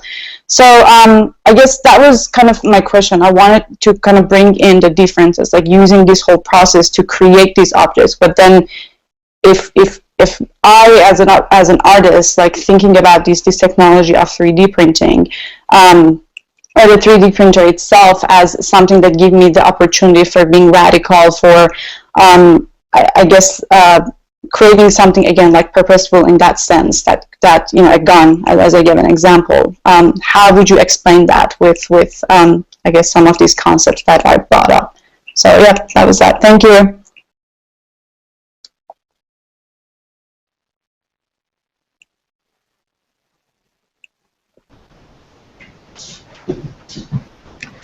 So I guess now we're going to have the sort of Q&A to wrap up the night, and thank you everyone for staying with us. I know we've had a lot to get through this evening. So Mo, I think, correct me if I'm wrong, but we'll ask the presenters to come up to have questions. Just take some questions first.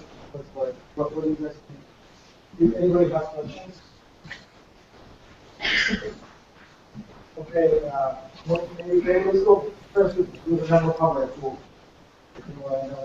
ahead. Who's your question on? Come on.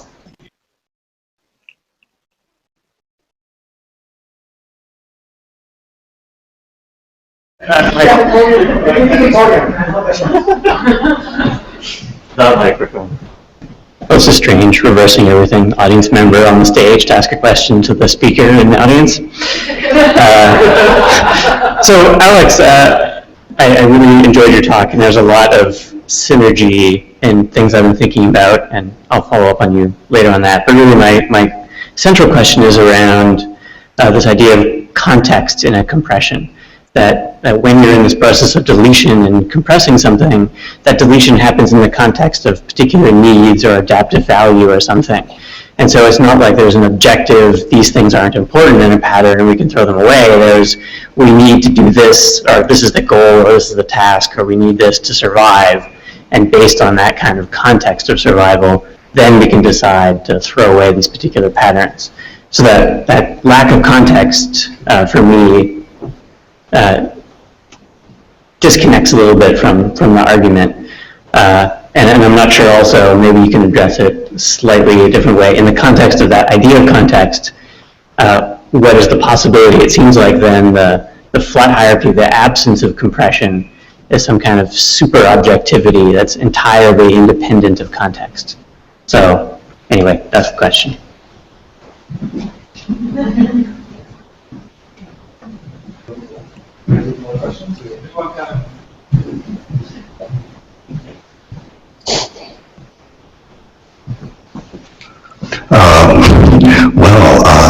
I don't really have any questions, but I have a comment. And that would be what I thought about, in particular during your talk, Mr. Galloway, was that I couldn't get out of my mind the contrasting notion of the clean room. And that is really, totally tied to the black box. The black box is tainted by the unknown, the compression, the encryption, and the distrust. But in the clean room, it's like the blank page. You enter the box, alone or collectively, and you begin with that utopia, the light inside the box, and you illuminate. You began with the inputs and the outputs and the taint, and you chose to enter. And then you're faced with the choice of, do we just take that and produce that and say that we own it, or that we did it ourselves, we reinvented the wheel, or the world, or do you look at it together and choose to do something new, do something else? And so I'm not sure if I agree with the philosophical proposition that there is no utopia,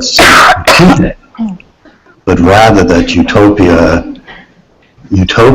in the computing world, in the era, totally cluttered and tainted with rhetoric and commercialism and everything. I think it has given us the clean room, the blank page, that opportunity to enter into together with nothing. Hopefully this conference can be part of that.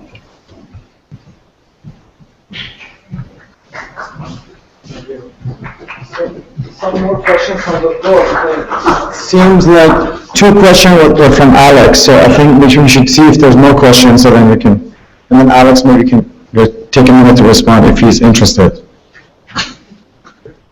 Okay, Daniel, why don't you start? Oh yeah, for sure. And then Reza, come here.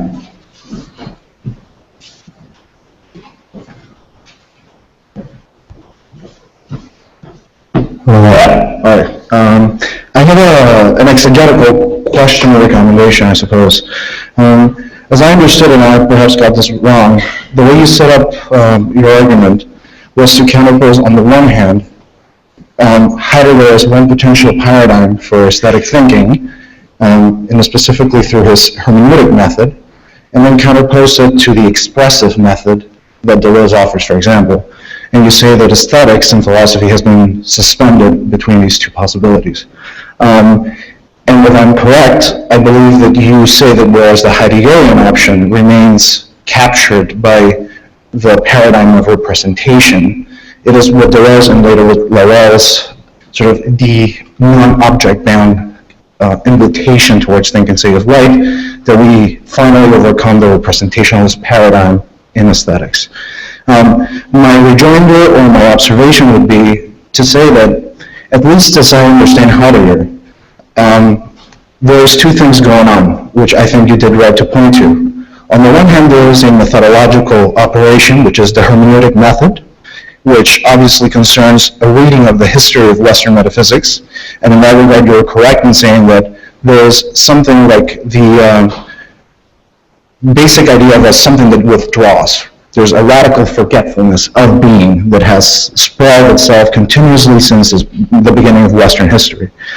And then you counterpose this to maybe a poetic reading of Heidegger, in which creation takes place.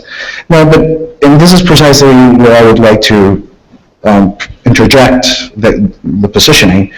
I do not think that Heidegger, in avowing the hermeneutic method, could realistically be accused or allotted to a representationalist paradigm. And very simply because whereas the hermeneutic operation merely reveals tacit presuppositions in the history of philosophy, but does not purport to say anything about, say, a theory of knowledge or a theory of adequation. It merely reveals, in fact, how we have privileged certain modalities of thinking and conceptions of being throughout history. And likewise, the poetic act for Heidegger is not one which is representative or mimetic. On the contrary, for Heidegger, poetry constitutes something like a radical gesture, an absolute beginning.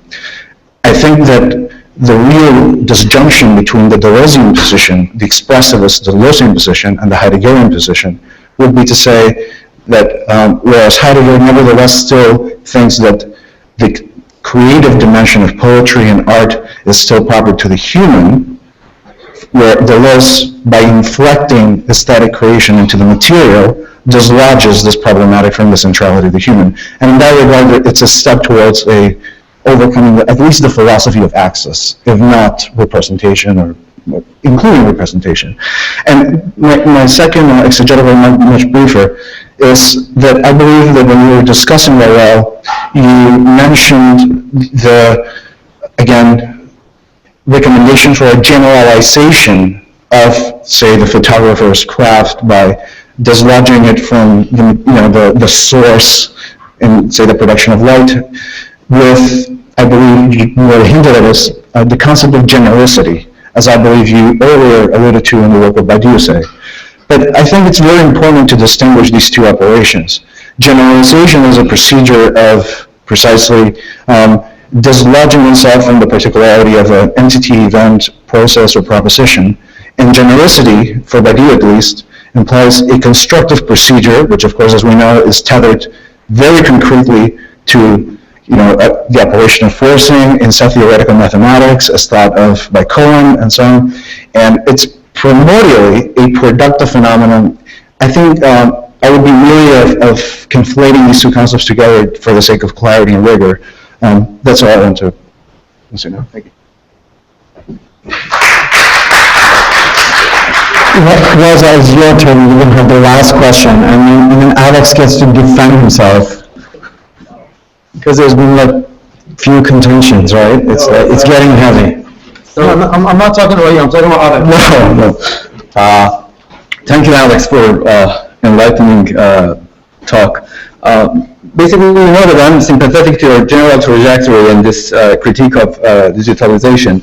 Nevertheless, what I'm going to ask you, and probably my only objection to you, is the chain of argument that you are making.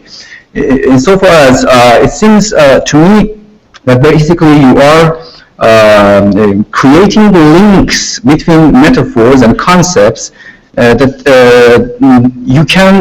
it seems that there is no sufficient warrant to make these leaps from one metaphor or one concept in your argument to another. Hence, it seems that what Danielle was saying, that the genericity that you are in fact advocating at the end turn up to be generalization of an argument, of a set of axiomatic premises. And the first thing, starting with this, that basically from a systematic perspective, a black box is precisely not a digit. A black box, in fact, systematically is understood as something that you know the input, but you do not know how the function maps an input to an output, so you can't really predict the catastrophic tendencies that the output might unfold. Hence, basically, the concept of a black box was devised by system theory in order to understand what they call basically tendencies, which are abstract properties of a system, namely how it evolves according to the trajectories of time. Precisely because black box is a dynamic system. A dynamic system can never be discretized. So this whole idea that you are basically metaphorizing or making this kind of conceptualization from a black box to to this idea of a digit and then digit to the computer seems to be somehow obfuscated by virtue that what we have here, black box, is a continuous tendency. And then goes to the second stage. The second stage, which is, I think, the most important one, you are basically making a leap from compression at the level of quality, which is semantic organization, to compression at the level of quantity, which is the locus of certainty of number or digit. But there is no such a leap that allows you to make such a connection between compression at the level of quality, qua concept, to compression at the level of quantitative compression, qua number. So my question would be, how can you make such a leap that allows you to construct, to fold it back and try to criticize philosophy as the compressive method of the concept, at the level of the concept? Because what you are trying to use is really compression at the level of number, which is compression at the level of quantity. You can't fold it back and turn it to a critique at the level of compression at the level of quality, which is semantic organization of information. Okay, that's it.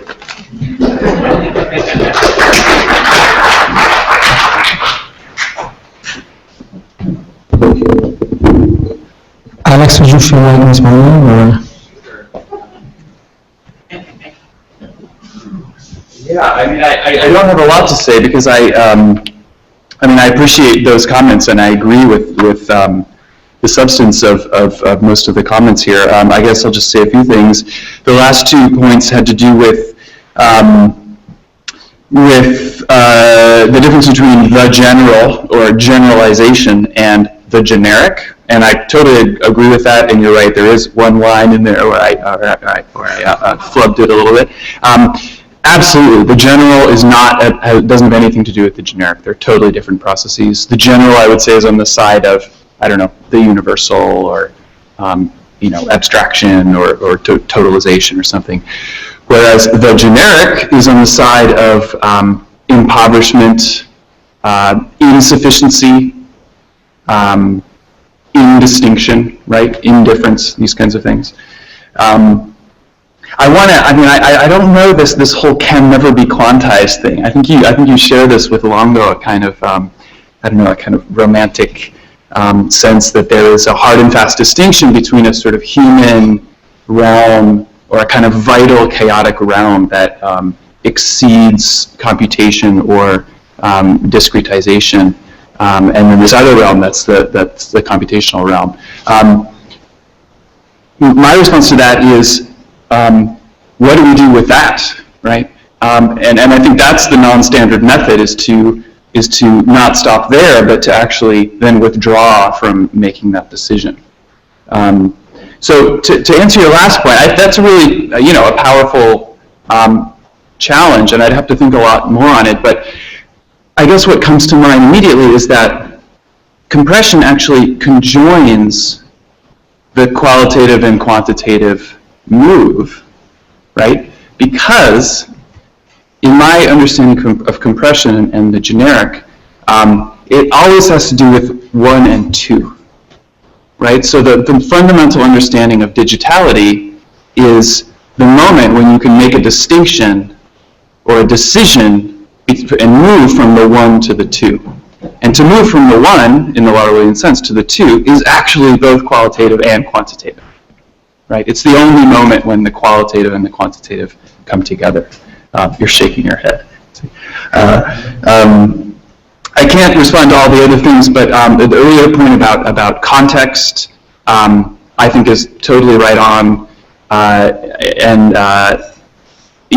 would want to expand the comments here about compression and maybe think about a sort of context-appropriate or context-selective form of compression versus your last point, which I also totally agree with. Maybe we could call it a kind of, cataclysmic version of compression where you have to go all the way, right? I mean, that would be the generic. So I won't, that's all I'll say about that.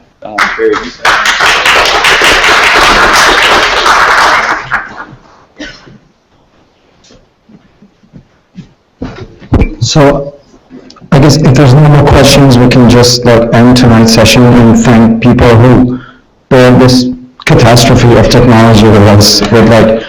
I don't know if I mentioned it or not, but yeah, in the middle of your talk, we lost them and we got it back again, and people were joining and going and coming back. But yeah, so tomorrow it's 10 o'clock. We begin 10 o'clock, and hope to see you guys here. And thanks again for coming.